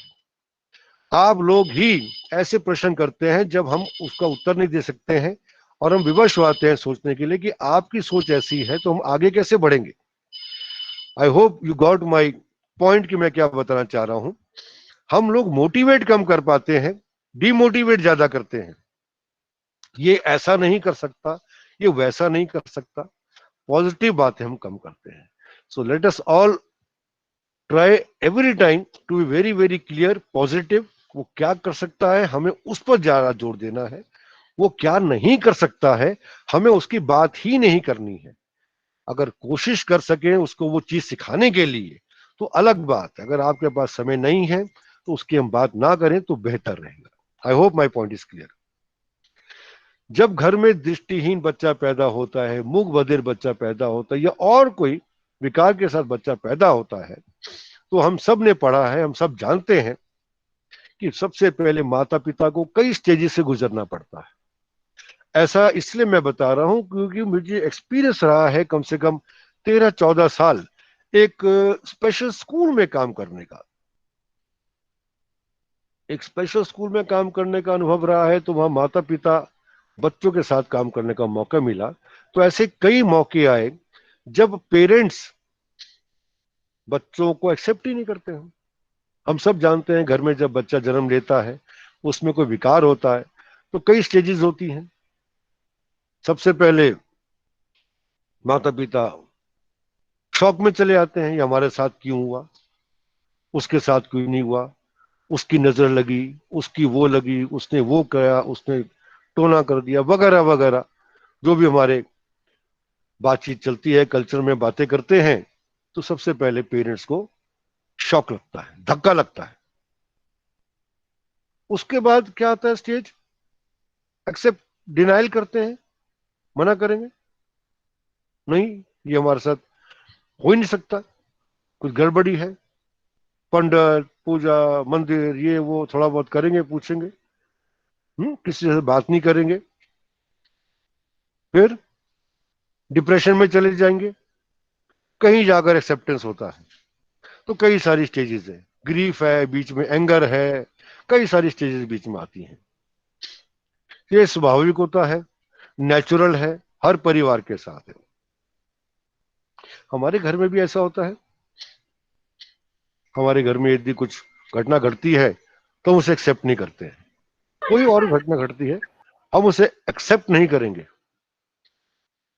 ये उसके कारण हुआ, ये फला घर में आया था, उसने किया होगा, उसने किया होगा, उसकी किसी और पे दोष मढ़ने की कोशिश करते हैं, इसलिए हम एक्सेप्ट नहीं करते हैं। तो सबसे पहले तो ये है कि बच्चे को एक्सेप्ट तो करें, इस सिचुएशन से तो बाहर निकलें। तो पेरेंट्स का बड़ा रोल होता है, क्योंकि मैंने अक्सर पेरेंट्स को देखा है, ऐसे पेरेंट्स भी देखे हैं जो बच्चे घर में हैं लेकिन बच्चा बड़ा हो गया है लेकिन उसको स्कूल नहीं डालते, शर्म आती है, लोग क्या बोलेंगे, रिश्तेदार क्या बोलेंगे। ये आप लोगों ने भी देखा होगा, अगर आप में से कई, जो मैं नाम देख पा रहा हूं, कईयों को मैं जान भी रहा हूं नाम से शायद, तो स्कूलों में आप भी काम कर रहे हैं तो आपने भी अनुभव किया होगा कि वो बताते नहीं हैं। कई बार बच्चों को तो जबरदस्ती घरों से निकालकर स्कूलों में डाला जाता है, धमकाया जाता है पेरेंट्स को, कई बार उनको डराया जाता है, तब जाकर वो बच्चे को स्कूलों में भेजते हैं। अब ये परिस्थिति डे बाय डे बदल रही है, अवेयरनेस बढ़ गया है, क्षेत्र क्षेत्र की बात होती है, लेकिन अभी भी ये कई जगह ऐसे आपको इंस्टेंसेस मिलेंगे जब बच्चे को स्कूल निकालते नहीं है। एक बहुत अमीर व्यक्ति का बच्चा घर में ही 13 साल 14 साल का हो गया, जब बच्चा बहुत बड़ा होगा, बेकाबू हो गया, तब कहीं जाकर उसको उन परिवार ने उसको स्कूल में डालने की सोची और एडमिट भी कराया कहीं दूर के स्कूल में जाकर, और नाम नूम बदल बदल कर, ताकि उनका परिचय, उनका जो है, उनके बारे में किसी को मालूम ही ना चल सके। तो ये आज भी ऐसी घटनाएं घटती रहती हैं। खैर, बच्चे स्कूल में आ जाते हैं, बच्चे स्कूल में पढ़ते हैं, कई बच्चे स्कूल में पढ़ भी नहीं पाते हैं, कई बच्चों की उम्र निकल जाती है, तो कई प्रकार की कैटेगरीज हमारे सामने खड़ी हो जाती हैं।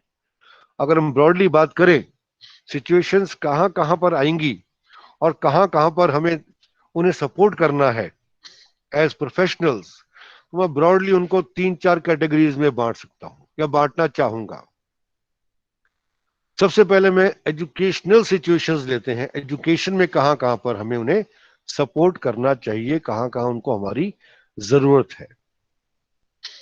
दो बातें पहले क्लियर कर लेते हैं कि हर बच्चा जो दिव्यांग है, विकलांग है, माफी चाहूंगा, विकलांग भी कोई बुरा शब्द नहीं है, अगर मेरे मुंह से विकलांग निकलता है तो इसमें कोई। सर तेज बोलो, आपकी आवाज समझ में नहीं आ रही, बहुत स्लो बोल रहा है आप। आवाज आ रही मेरी अब? हाँ अब आ रही है, अब आ रही। ठीक ठीक।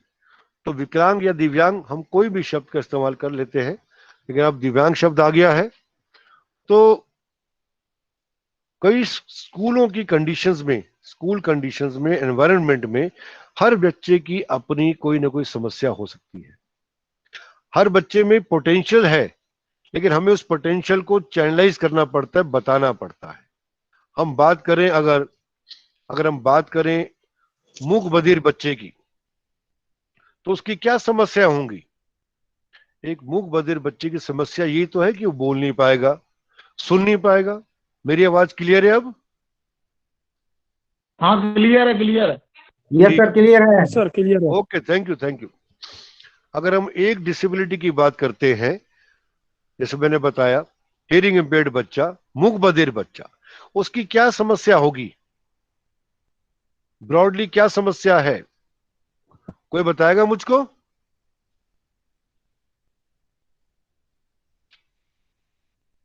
कोई बताना चाहेगा? वो बोल नहीं पाएगा। हेलो, हियरिंग लॉस है सर, तो वो बच्चा सुन नहीं पाएगा, बोल नहीं पाएगा। सर उसका भाषा का विकास नहीं हो पाता, इसलिए बोल नहीं पाता है।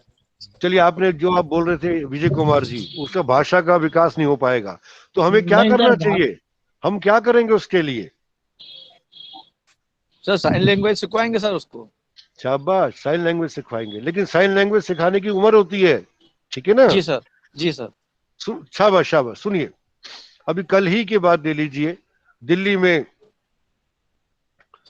अपना 26 जनवरी की जो झांकियां निकलती है उसमें भी साइन लैंग्वेज को फोकस किया गया था। आप लोगों ने देखा था? देखा था आप लोगों ने? देखिए, साइन लैंग्वेज का महत्व जो है बहुत बढ़ रहा है, साइन लैंग्वेज का महत्व बहुत बढ़ रहा है, लेकिन वो उसकी बात हम नहीं कर रहे भी। हम ये बात कर रहे हैं कि बच्चा सामने है, उसकी परिस्थितियां ये है कि वो सुन नहीं पा रहा है, बोल नहीं पा रहा है, तो निश्चित रूप से हमें उसे साइन लैंग्वेज पे सिखाना है। कोशिश करानी है कि अगर थोड़ा बहुत सुन रहा है तो उसका पहले असेसमेंट कराएंगे। अगर बच्चा थोड़ा बहुत भी सुन पा रहा है तो उसको हियरिंग एड लगा सकते हैं, सारे प्रयास करेंगे।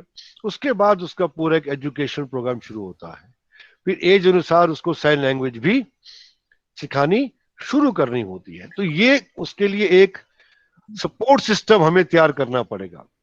क्लासरूम में भी किस प्रकार से बच्चों को बिठाना है, क्लासरूम कंडीशंस क्या है, वहां उसको किस प्रकार से बिठाना है, तो ये एक टीचर के रूप में एज अ प्रोफेशनल हमें देखना है। एक उदाहरण देता हूं। एक बच्चा, मैंने पिछले कई क्लासेस में उदाहरण पूछा है, ये आप ध्यान से सुनिए। एक बच्चा है जो कि कम देख पाता है, लो विजन है, उसे लो विजन कहते हैं, कम देख पाता है, पूरी तरह से देख नहीं पा रहा है। उसको कक्षा में हम कहां बिठाएंगे? निश्चित रूप से उसे आगे शाबाश शाबाश, आगे बिठाएंगे। जी अब बात सर। ठीक है मैडम, आपका नाम पढ़ रहा हूं मैं, जूलियट प्रसाद, ठीक है, आपने सही जवाब दिया। जी सर, लेकिन अब समस्या आती है, उसे आगे बिठाया, आगे बिठाने से, ज्यादा बिठाने से उसकी समस्या खड़ी हो गई। अब समस्या खड़ी होगी, वो कहता है मुझे थोड़ा पीछे बिठाइए। तो आप कहेंगे एक तरफ हमारे कोर्स में बताया जा रहा था कि लो विजन बच्चा है उसे आगे बिठाइए बोर्ड के पास, लेकिन ये बच्चा तो बोलता है मुझे पीछे बिठाइए। क्यों? उसकी कंडीशन, उसकी सिचुएशन डिफरेंट है। तो हमें सपोर्टिव सर्विसेज, सपोर्ट तो करना है उसको, उसकी डिफिकल्ट सिचुएशन आ रही है, यहाँ वर्ड डिफिकल्ट आ रहा है लेकिन मैं डिफिकल्ट वर्ड यूज नहीं कर रहा हूं, उसकी सिचुएशन ऐसी है कि उसको मैं आगे नहीं बैठू, वो बैठना चाह रहा है। क्यों? कोई सोच के बताएगा? सर वो इस समय डरा हुआ महसूस कर रहा है अपने आप को। और कोई? सीता गोस्वामी जी ने बताया डरा हुआ महसूस कर रहा है। Sir hello sir. Yes yes बोलिए। बच्चे को दिख नहीं रहा है, पर जैसे कान का जो हेयरिंग लॉस रहता है ना, उसी प्रकार आंखों का भी चेक करना चाहिए और उस हिसाब से उसको करना चाहिए सर। चलिए, आपका नाम है राजश्री धाईगुड़े, ओके? ओके। राजश्री जी का सवाल मैंने जवाब पकड़ लिया है, इसी से मैं आगे इसका उत्तर बताऊंगा। और कोई एक उत्तर और कोई बताना चाहेगा? Hello hello. यस। हो सकता है उसको लाइट का प्रॉब्लम हो, आगे बैठ जाने से उसको लाइट प्रॉपर नहीं मिल रही हो।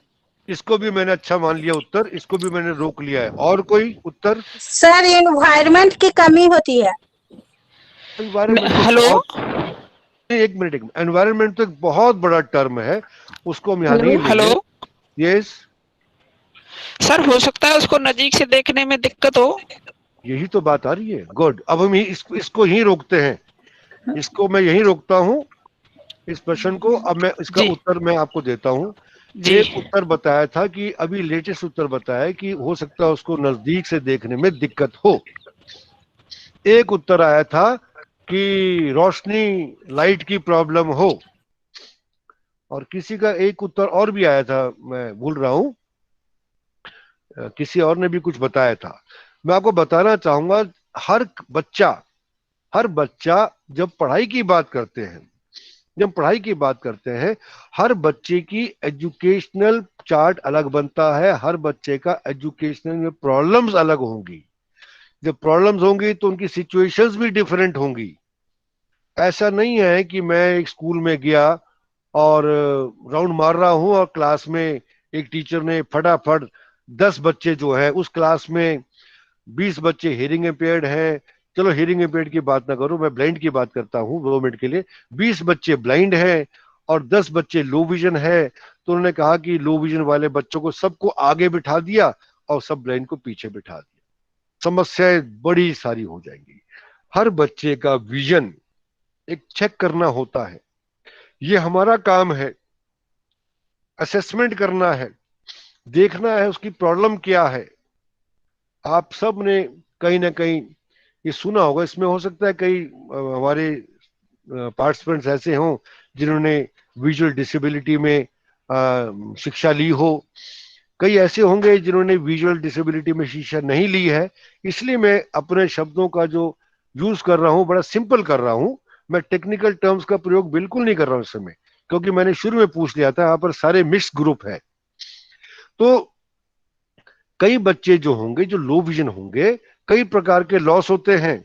अगर आप लोग मेरे को देख पा रहे हैं, नहीं भी देख पा रहे हैं, बताता हूं। आप लोग अपनी मुट्ठी बंद करिए, थोड़ा सा छेद करिए या अखबार को रोल करके उसमें से देखिए, या किसी पानी के पाइप के बीच में से देखिए, कितना दिखाई देगा आपको। एक पानी के पाइप लिए, छोटा सा लीजिए, अखबार को रोल कर लीजिए, उसमें से देखिए दूसरे व्यक्ति का चेहरा कितना दिखाई देगा। अगर बिल्कुल पास खड़ा होगा व्यक्ति, शाबाश, अखबार ले लीजिए, अखबार ले लीजिए, अखबार को रोल करिए और सामने दूसरे व्यक्ति के बिल्कुल समीप पहुंच जाइए। दूसरे व्यक्ति को का मुंह बिल्कुल अखबार के दूसरी छोर पर है और हमारी आंख इस छोर पर है।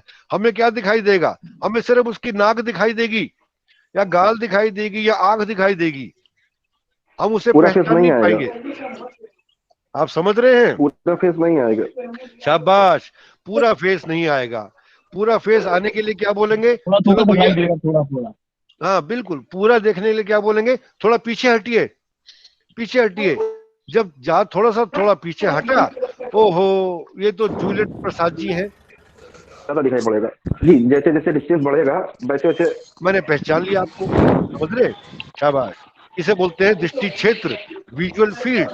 ठीक है, तो जब दूर चले गए तो हमें बिल्कुल व्यक्ति का पूरा चेहरा दिखाई दे गया।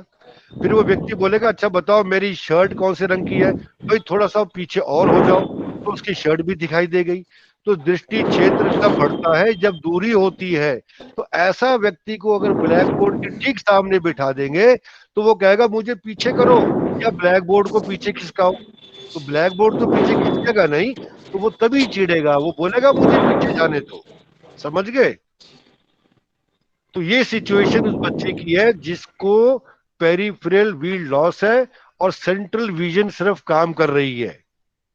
ये सिर्फ वो बच्चे को सिर्फ सेंट्रल से दिखाई दे रहा है, बीच का दिखाई दे रहा है, उतना दिखाई दे रहा है मानो जैसे आप एक बस में सफर करते हैं, एक सुरंग में घुसते हैं और जैसे ही बस सुरंग से निकलने वाली होती है तो आपको एक सामने रोशनी दिखाई देती है और जैसे ही सुरंग से बाहर निकलते हैं तो सब दिखाई देता है। तो ये बच्चे की प्रॉब्लम है। अब एक आप में से किसी ने एक ने कहा था उसे लाइट की प्रॉब्लम हो सकती है, ये दूसरी सिचुएशन आ गई। सिचुएशंस सैकड़ों सिचुएशंस हैं, सैकड़ों परिस्थितियां खड़ी हो सकती हैं। अभी तो मैंने एक डिसेबिलिटी को छेड़ा है। इसका दूसरा एग्जांपल देता हूं। आप में से किसी ने कहा था कि उसको लाइट की प्रॉब्लम होगी। लाइट की प्रॉब्लम किसको होती है? हमको भी होती है, हमको भी लाइट की प्रॉब्लम होती है। अब आप जहां बैठे हुए हैं, अगर आपके सामने मेज है, आप सब ध्यान दीजिए, आप जहां बैठे हैं 2 मिनट के लिए देखिए कि आपके सामने मेज है। कितनों के सामने मेज है? हमारे सामने है, हमारे सामने है। आपके आगे मेज है? हाँ है। अब ये बताएं कि आपकी लाइट कहां पर है? सर मेज की ओर। मेज के ऊपर है? हाँ हाँ। बस गलत काम हो गया। ये प्रॉब्लम आती है। अब मैं आपको बताता हूँ गलत क्या होता है। जी जी कोई जरूरी नहीं कि हेलो जी सर बताएं। हाँ बता रहा हूँ। देखिए आमतौर पे होता क्या है, हम जब बैठते हैं, चाहे घर में बैठे, अभी आप शायद घर में बैठे हैं, सारे घर में बैठे हैं चाहे दफ्तर में बैठे, हम जब बैठते हैं तो जब हमारे आगे मेज होती है उसके ऊपर कहीं शीशा लगा होता है या वो पेंटेड होती है, ठीक है, साफ सुथरी मेजें होती हैं। अगर हमारे ठीक मेज के ऊपर या हमारे सिर के ऊपर ठीक लाइट होगी तो लाइट ऊपर से नीचे गिरती है और टकराकर हमारी आंखों पर आती है, जिसे हम कहते हैं ग्लेयर। चमक गया, चमक पैदा हो गई, उससे हमें दिखाई देने में दिक्कत आती है।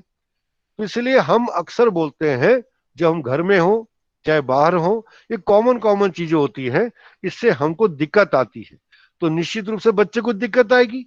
इसलिए ऐसे बच्चों के लिए जो मेज होनी चाहिए वो रफ सरफेस की हो। रफ से मतलब हो तो प्लेन, लेकिन ऊपर सरमाइका ना लगा हो, ऊपर पेंट ना हो, ऊपर ग्लास ना रखा हो, ऐसी कोई चीज ना हो कि लाइट गिरे और चमकारा उसकी आंखों में जाए। एक तो पहले ही दृष्टि कम है, दूसरा चमक से उसको और दिक्कत होगी। हम और आप अपनी समस्या बता देते हैं।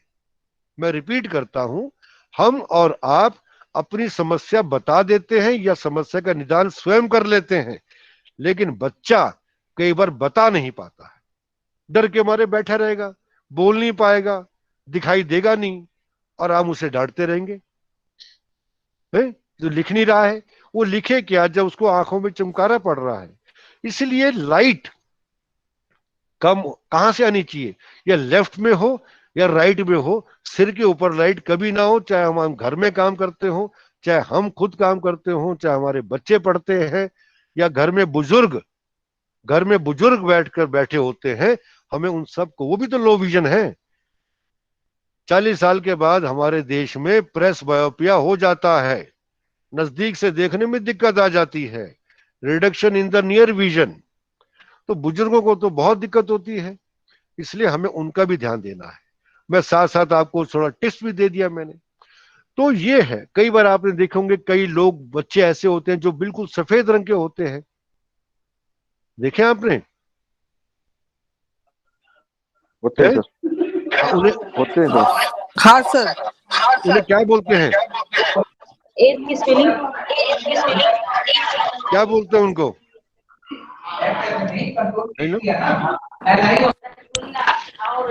कोड बोलते हैं। चलिए सुनिए, ये उन्हें बोलते हैं एल्बिनोज। सर कुष्ठ रोग। हेलो जी सर, कुष्ठ रोग। अब आप सुनिए, उन्हें बोलते हैं एल्बिनोज। कुष्ठ रोग अलग चीज होती है, ठीक है, कुष्ठ रोग अलग है, लेप्रेसी कोड अलग है। ये बच्चे गोरे होते हैं, इनके आंखों के बाल, सिर के बाल भी सफेद होते हैं। अब याद आ गया? ये एल्बिनिज्म एक बीमारी होती है, कंडीशन होती है, शरीर में पिगमेंट्स की कमी से होता है। तो उनके हाथ सफेद होते हैं, हाथों के बाल, आंखों के बाल, सिर के बाल सारे सफेद होते हैं। नहीं, सिर के बाल ब्लैक नहीं सर, सिर के बाल ब्लैक होते हैं, बहुत लोगों की देखा है। मान लिया ब्लैक भी होंगे, व्हाइट भी होंगे, due to albinism, different condition है। तो इनको चमक से, रोशनी से ज्यादा दिक्कत होती है। तो ऐसे बच्चों को धूप से दूर बिठाना पड़ता है। उनकी सिचुएशन डिफरेंट है, इनको गर्मियों में बहुत दिक्कत आती है। तो इनकी जो सिचुएशन है उसके अनुसार, उनके अनुसार, कृपया माइक बंद करें, पूजा सुनी, प्लीज माइक को थोड़ा बंद करें और लोग सुन सकेंगे। तो ऐसे बच्चों को क्या होता है, लाइट से, सूरज की गर्मी से, सूरज की किरणों से ज्यादा दिक्कत होती है। इनके रैशेस पड़ जाते हैं। आपने देखा होगा, ग्लव्स पहनते हैं, पूरी शर्ट पहनते हैं, जूते पहनते हैं, कैप पहनते हैं, आगे हुड लगा होता है ताकि सूरज के रोशनी से बच सके। जहां सर्दियां आती हैं, बरसातें आती हैं, ये खुश हो जाते हैं। तो इनकी सिचुएशन, इनकी अलग डिफिकल्ट सिचुएशन है। ऐसे बच्चे को क्लास में खिड़की के पास बिठाएंगे तो धूप आएगी तो वो चिढ़ेगा, उसको बीच में को बिठाना पड़ेगा। तो इसलिए हर बच्चा अपने आप में अलग है। अलग है, मैं फिर कह रहा हूं, अलग कैसे है? कंडीशन के हिसाब से अलग है, अदरवाइज सारे बच्चे एक ही होते हैं। उनकी समस्या अलग है, सिचुएशंस डिफिकल्ट है। बच्चा कम सुनता है तो उसे कहां बिठाना है? तो इसलिए क्लासरूम की बात करें, हम एजुकेशन की बात करें, तो ये हमें बड़ा ध्यान देना चाहिए। हमें देखना होगा कि किस बच्चे की क्या प्रॉब्लम है। सर अब हेलो, हाँ सर, जैसे अगर किसी बच्चे को एक आंख में लो विजन है, यस, हाँ, तो उसको किस कैटेगरी में लाएंगे हम लोग? मैं बता देता हूं। अगर मेरी एक आंख आज खराब हो जाती है और मैं एक आंख से देखता हूं, तो मेरे को इम्पेयरमेंट हुआ है, मैं डिसेबिलिटी कैटेगरी में कभी नहीं आऊंगा। फिर किस कैटेगरी में सर? किसी कैटेगरी में नहीं, सामान्य कैटेगरी में। अच्छा सर, आप फिर ध्यान से सुन लीजिए। अच्छा प्रश्न है, बहुत बढ़िया प्रश्न इन्होंने किया है। आमतौर पे लोग हमारे सेंटर में आते हैं, हमारे केंद्र में आते हैं, एक आंख खराब है तो कहते हैं हमारा सर्टिफिकेट बनवा दीजिए डिसेबिलिटी का, है ना। तो हालांकि हमारे यहाँ सर्टिफिकेशन होता नहीं है, हम तो सीधे हॉस्पिटल भेजते हैं जहाँ बोर्ड बैठता है। लेकिन उनके मन में यह है कि एक आंख तो खराब पूरी है, उसमें कुछ नहीं दिखाई दे रहा है, एक आंख पूरी ठीक है, तो कितना % लॉस हो गया? कितना % लॉस हो गया? 50%, 50%। नहीं नहीं, 100%, नहीं, 100% नहीं, कितना %? नहीं, नहीं, 20% सर, नहीं, 20%। अरे सुनो, अच्छा सुनो, सर जीरो, सर कुछ भी नहीं लॉस हुआ सर, क्योंकि वो एक आंख से भी उतना देख सकता है और दो आंख से भी उतना देख सकता है। पूरा देख सकते हैं। सुनिए 0% सर। हमने करो तो हम आंसर सुनो सर। प्लीज जी प्लीज, थैंक प्लीज। सर 0%। अच्छा सुनिए, अब शांत होइए, समय कुछ कम भी है। लॉस नहीं हुआ उसका। अच्छा, बहुत शाबाश। विजय कुमार जी ने कहा कुछ भी लॉस नहीं हुआ। चलिए सुनिए, मेरी बात सुनिए। आप लोग अपनी एक आंख बंद करिए, सामने देखिए, एक आंख बंद करिए, ईमानदारी से बंद करिए। कर ली? ठीक है। अब देखिए कि एक आंख आपकी बंद है, सिर मत हिलाइए, सिर नहीं हिलाना है आपने, सिर को बिल्कुल स्थिर रखिए और ठीक सामने देखते हुए अपनी एक आंख बंद कर लीजिए। कर ली? मैडम सविता देसवाल जी तो घूम रही हैं कैमरे में, इन्होंने आंख तो बंद की नहीं है। करिए, एक आंख बंद करिए। हाँ, बड़ी हैरानगी की बात है कि हाथ से कर रहे हो, ऐसे कर लो ना। चलिए करिए बंद, ठीक है जी, कर ली। अब सविता देसवाल जी मेरे को देख रही है, मैं आपको देख रहा हूं, ठीक है। अब सविता देसवाल जी आप ये बताएं कि आपको एक आंख से क्या आपने अपने नाक के हिसाब से बंटवारा किया था 50% का, कि एक आंख नाक के इधर देखेगी और एक आंख नाक के इधर देखेगी? जी नहीं, आपको एक आंख से नाक तक का हिस्सा तो दिखाई दे रहा है, पर 20% दूसरी साइड का भी दिखाई दे रहा है जो आंख आपने बंद रखी हुई है। ठीक है वाजपेयी जी, अमित वाजपेयी जी, आप सुन रहे हैं? जी सर। तो आपको 70% दिखाई दे रहा है। जी सर, सुन रहा है। आपको 70% दिखाई दे रहा है, सिर्फ 30% नहीं दिखाई देता है। ठीक है जी। तो आपको 70% दिखाई दे रहा है, 30% आपका लॉस हुआ है।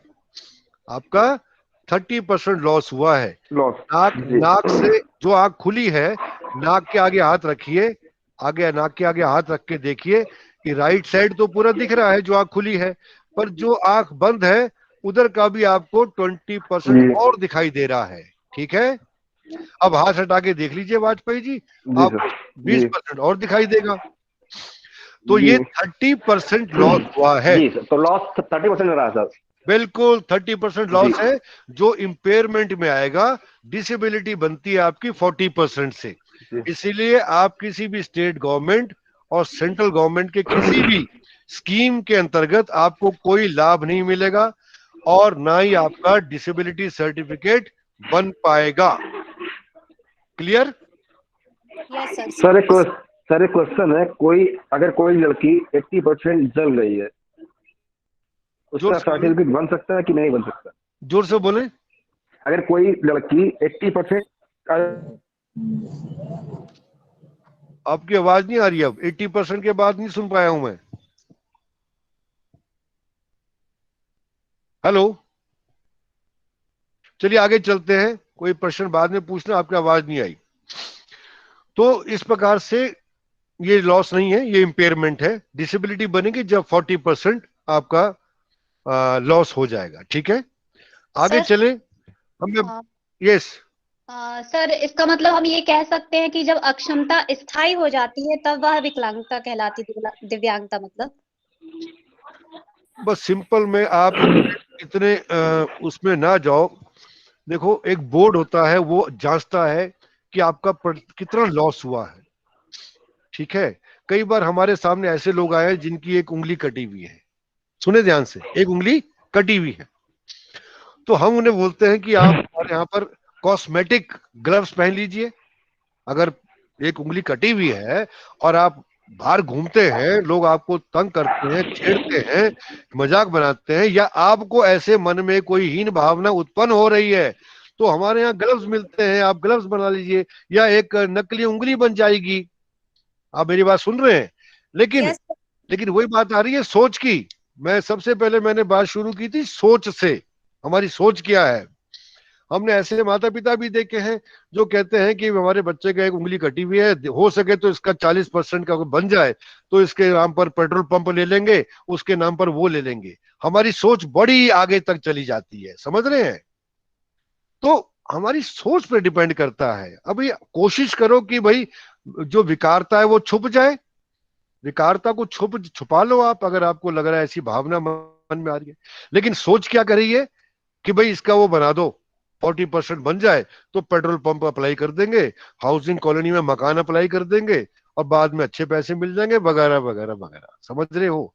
तो इसलिए 40% डिसेबिलिटी नापने के लिए गाइडलाइंस बनी हुई है, हर चीज की गाइडलाइंस है। अब तो हमारी दिव्यांगताएं 7 से बढ़कर कितनी हो गई हैं? 36? कितनी? 21 कितनी है? 21 शाबाश, 21 डिसेबिलिटीज आ गई हैं। 21 right right, very good very good, 21 disabilities हैं। जी सर। तो इसलिए हमारी जिम्मेवारियां बहुत बढ़ गई हैं, गाइडलाइंस इश्यू हो रही हैं। कोई न्यूरोलॉजिकल डिसऑर्डर्स हैं, कोई ब्लड डिसऑर्डर्स हैं, हियरिंग इंपेयरमेंट डिसऑर्डर्स हैं, विजुअल इंपेयरमेंट के डिसऑर्डर्स हैं, मेंटल डिसऑर्डर्स हैं, इतनी सारी विकलांगता आ गई हैं। तो हम लोगों का काम बहुत बढ़ गया है। ठीक है, एज प्रोफेशनल्स हमारा काम, हमारा दायरा काम करने का जो तरीका है वो हमें बढ़ाना पड़ेगा। मैं आगे चलता हूँ। हाँ सर, एक चीज मैं पूछना चाह रहा हूँ। हेलो। पूछिए पूछिए, जल्दी पूछिए। हाँ सर, बहुत से डिसेबिलिटी ऐसे लो विजन है, लो हेयरिंग है, या कुछ ऐसी चीजें हैं जो कि डिसेबिलिटी में डाली गई है। जी। तो क्या ये डिसेबिलिटी में क्यों डाली गई जबकि सर्टिफिकेट इसका नहीं बन सकता है? किसका नहीं बनता है बताइए आप मुझे। लो विजन है, इसको भी डाला गया है। हेयरिंग भी बनता अगर है। कम है, या स्पीच स्पीच प्रॉब्लम है, देखिए मैं स्पीच बताता हूँ प्रॉब्लम का सर बनेगा नहीं? देखिए देखिए, नहीं बन रहा है, अब स्पीच का बन रहा है, अब बनेगा। अब अपने आप में डिसेबिलिटी में आ गया है, ठीक है। और आपने कहा लो विजन, किसने कहा लो विजन का नहीं बनता है? लो विजन का भी बनता है। लो विजन का अभी आपने 30% बताया, एक अगर वन आइड है नहीं तो उसका तो बनेगा नहीं। ये लो विजन नहीं बोलेंगे इसको, मैंने बताया ना, इसको लो विजन बिल्कुल नहीं बोलेंगे हम। सर जैसे तेजाब से किसी का शरीर जल गया, अंग जल गया, तो उनका सर्टिफिकेट बनवाने में थोड़ा मुश्किल होती है। बनता है, बोर्ड में जाएंगे बनेगा, वो देखेंगे ना कि आप देखिए। मैं आपको एक छोटा सा उदाहरण देता हूँ कि बोर्ड करता क्या है। आप लोग डिसेबिलिटी पिरामिड में कंफ्यूज होकर बैठ गए, मैं टॉपिक क्या लेके चला था मैं, लेकिन मैं थोड़ा भटक गया हूँ फिर से। कोई बात नहीं, अगर आपके प्रश्न वाजिब है तो मैं आपको जवाब दे देता हूँ। नागेंद्र जी, कोई बात नहीं, हम सवाल का जवाब दे सकते हैं। सर अरे प्लीज मैं बता देता हूँ। देखिए एक छोटा सा एग्जांपल दे रहा हूँ मैं। एक व्यक्ति एक स्कूटर चला रहा था, वो गिर जाता है, उसका एक्सीडेंट हो जाता है, उसके आंख में चोट लगती है, खून बहने लगता है, वो हॉस्पिटल जाता है, उसके आंख में पट्टी बांध देते हैं। चोट लग गई, चोट लगने से आंख में थोड़ा बहुत दिखना कम हो गया है, तो क्या उसको तुरंत सर्टिफिकेट मिल जाएगा? नहीं, वो एक इम्पेयरमेंट है। इम्पेयरमेंट एक क्षति है। क्षति चोट एक क्षति है। चोट क्या है? क्षति कोई बोलेंगे, चोट लग गई है तो इम्पेयरमेंट हो गया है, इम्पेयरमेंट ठीक हो जाता है। हम काहे को डिसेबिलिटी की तरफ जा रहे हैं? अभी तो हम डिसेबिलिटी की तरफ जा ही नहीं रहे हैं। हाँ, थोड़े दिन बाद क्या होता है? 20 डिसेबिलिटी में सर स्लो लर्नर भी है, तो ये सब का तो सर सर्टिफिकेट बनेगा नहीं। क्यों नहीं तो इसको बनेगा? डिसेबिलिटी में डाले गए। लर्निंग डिसेबिलिटीज आ गई। अभी इंटेलेक्चुअल आप मेरी बात सुने, 21 डिसेबिलिटीज आ गई है, इनकी गाइडलाइंस भी मंत्रालय से इश्यू हो रही हैं। समय लगता है, अभी तो 21 विकलांगताओं के बारे में हम और आप भी नहीं जान पाए हैं, ठीक है ना।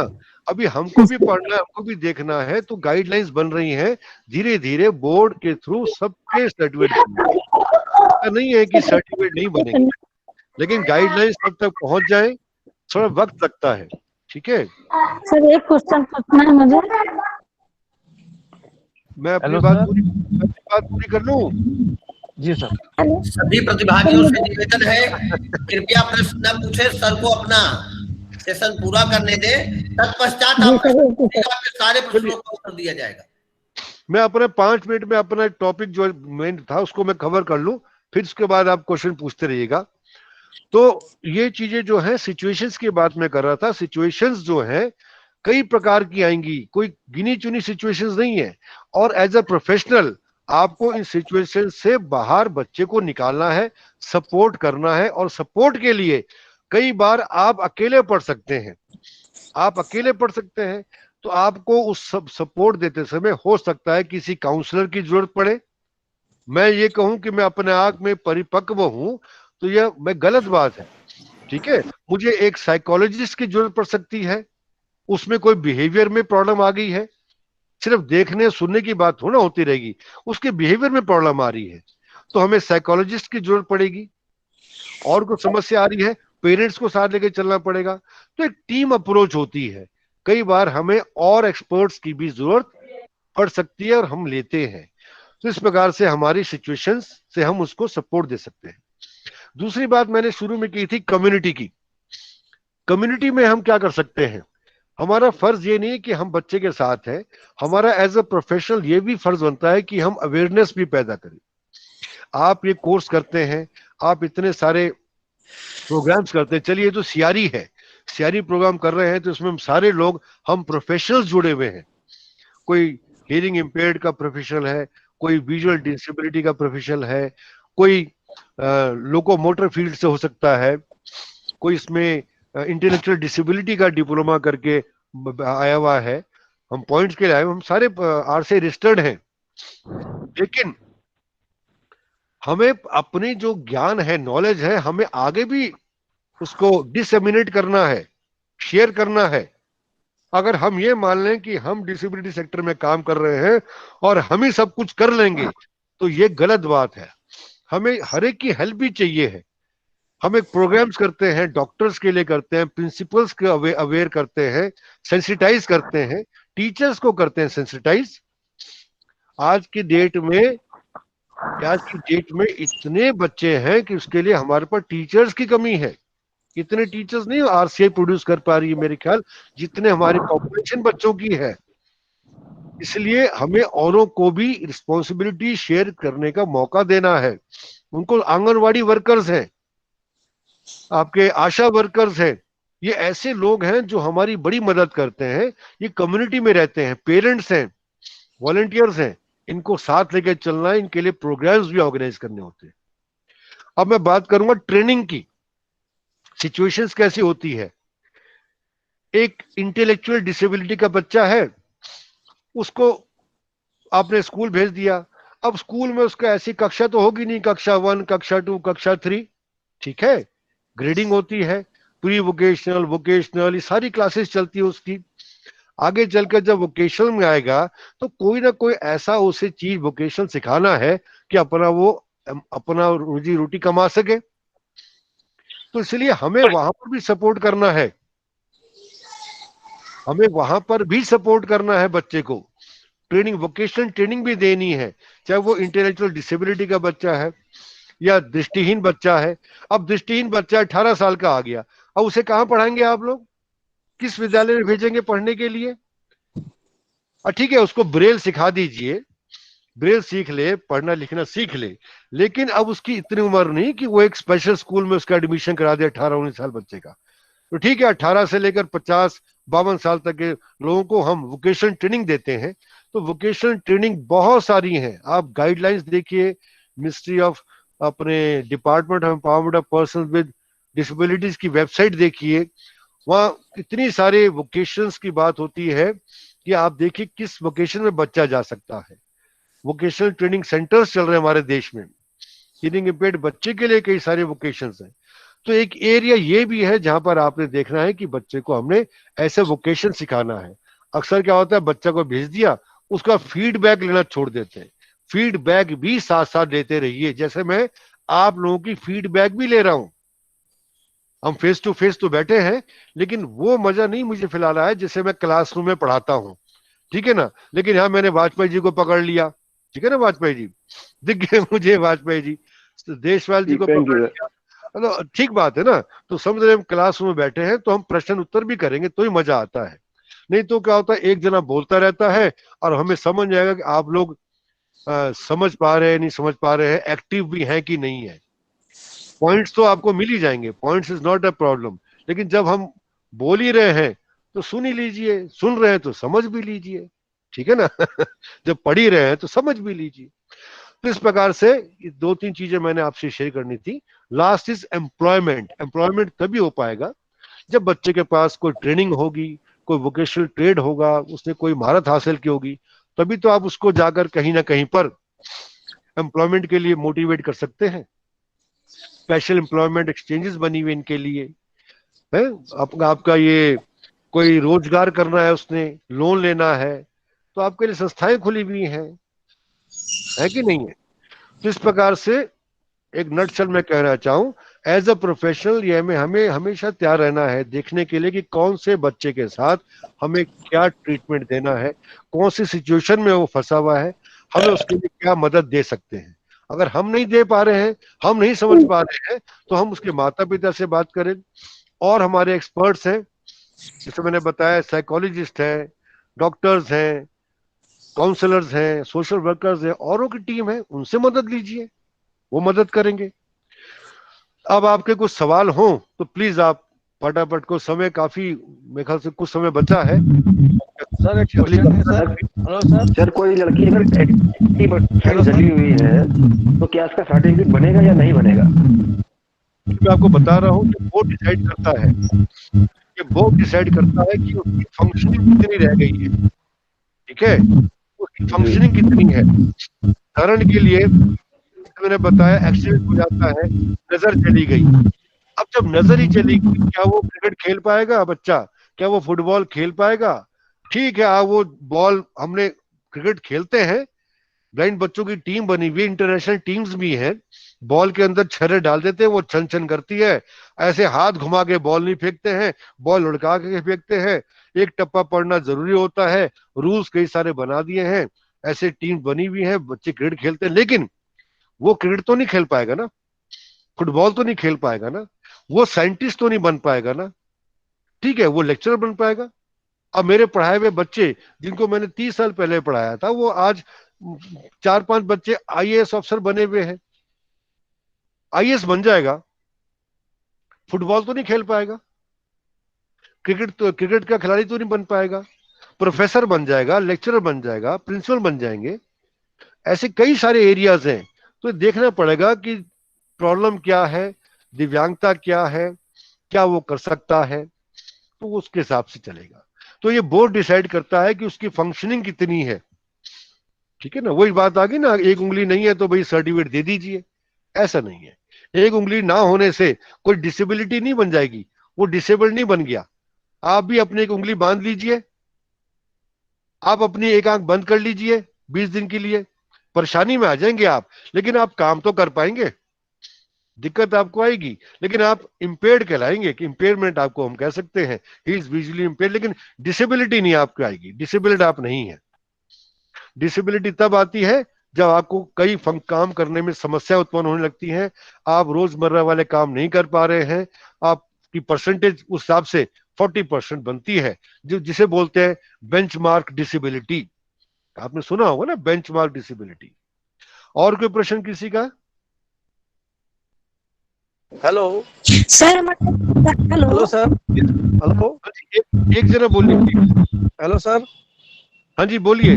हाँ सर, मेरा निवेदन ये है कि सर कि जिस प्रकार से 21 प्रकार की दिव्यांगता बताई गई है, तो 21 प्रकार की दिव्यांगता को का जो सर्टिफिकेट बोर्ड द्वारा जारी किया जाता है, तो सर वो जिले में सभी प्रकार के डॉक्टर उपलब्ध नहीं हो पाते हैं, तो किस प्रकार की व्यवस्था शासन द्वारा की जाती है कि जो हमको सभी 21 प्रकार के जो दिव्यांग बच्चे उनका प्रमाण पत्र प्राप्त हो सके? सर इस संबंध में और कुछ जानकारी चाहिए सर।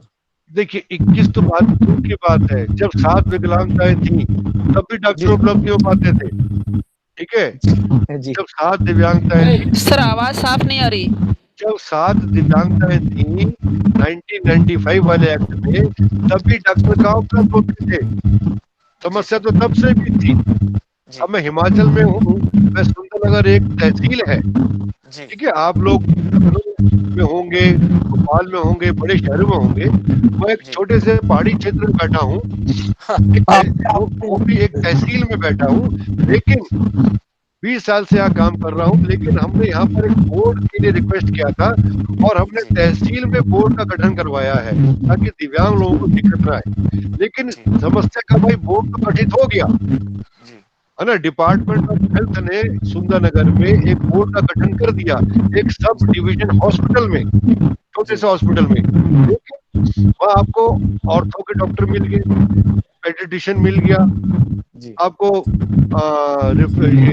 ऑप्थेल्मोलॉजिस्ट मिल गया, लेकिन समस्या क्या आई, साइकियाट्रिस्ट नहीं है। अब साइकियाट्रिस्ट नहीं होगा तो आईडी का बन जाएगा आपका सर्टिफिकेट? जी सर। है, आपके कानों के डॉक्टर नहीं है, कानों की जांच कौन करे, ऑडियोमेट्रिस्ट नहीं है।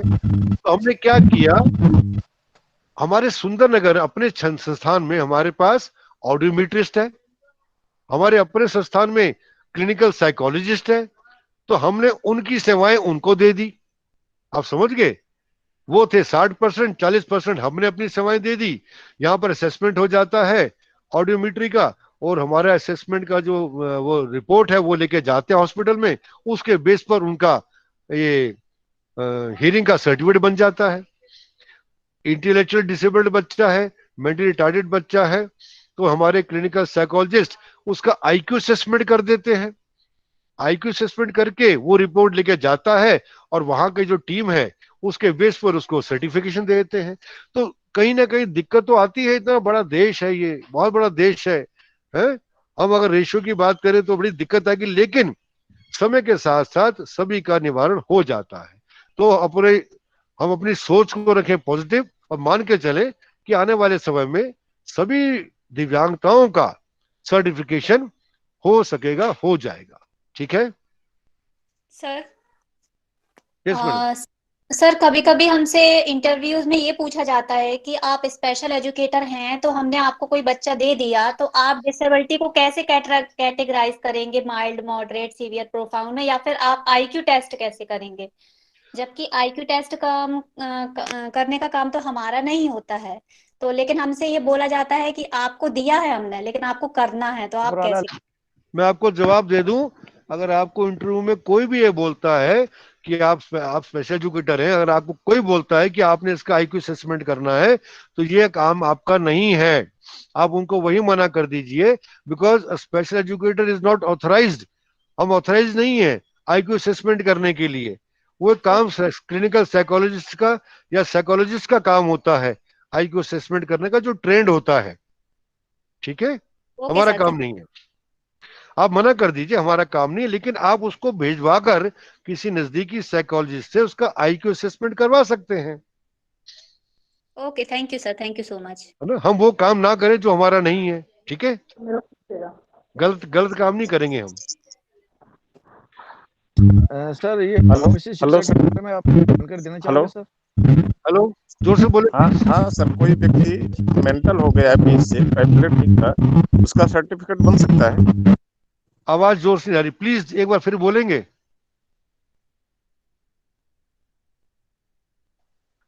हेलो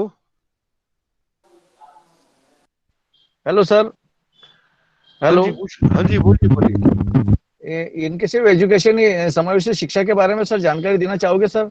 आईडीसी योजना के अंतर्गत सर क्या इसका विस्तार किया गया है सर, थोड़ा सा बताओगे सर? देखिए, ये हर स्टेट में अलग अलग चल रहा है ना। अगर आप एसएसए के बारे में पढ़े, एसएसए आरएमएसए? हाँ जी सर, जी सर। वही बात आ रही है। अब हर स्टेट में डिफरेंट चल रहा है, इसमें यूनिफॉर्मिटी फिलहाल तो नहीं है, लेकिन अपने अपने स्टेट में अलग अलग गाइडलाइंस चली रही हैं अभी। आप अपने स्टेट के उसमें वेबसाइट में देख सकते हैं, इसकी पूरी जानकारी आपको वहां मिल जाएगी। आप किस स्टेट से हैं?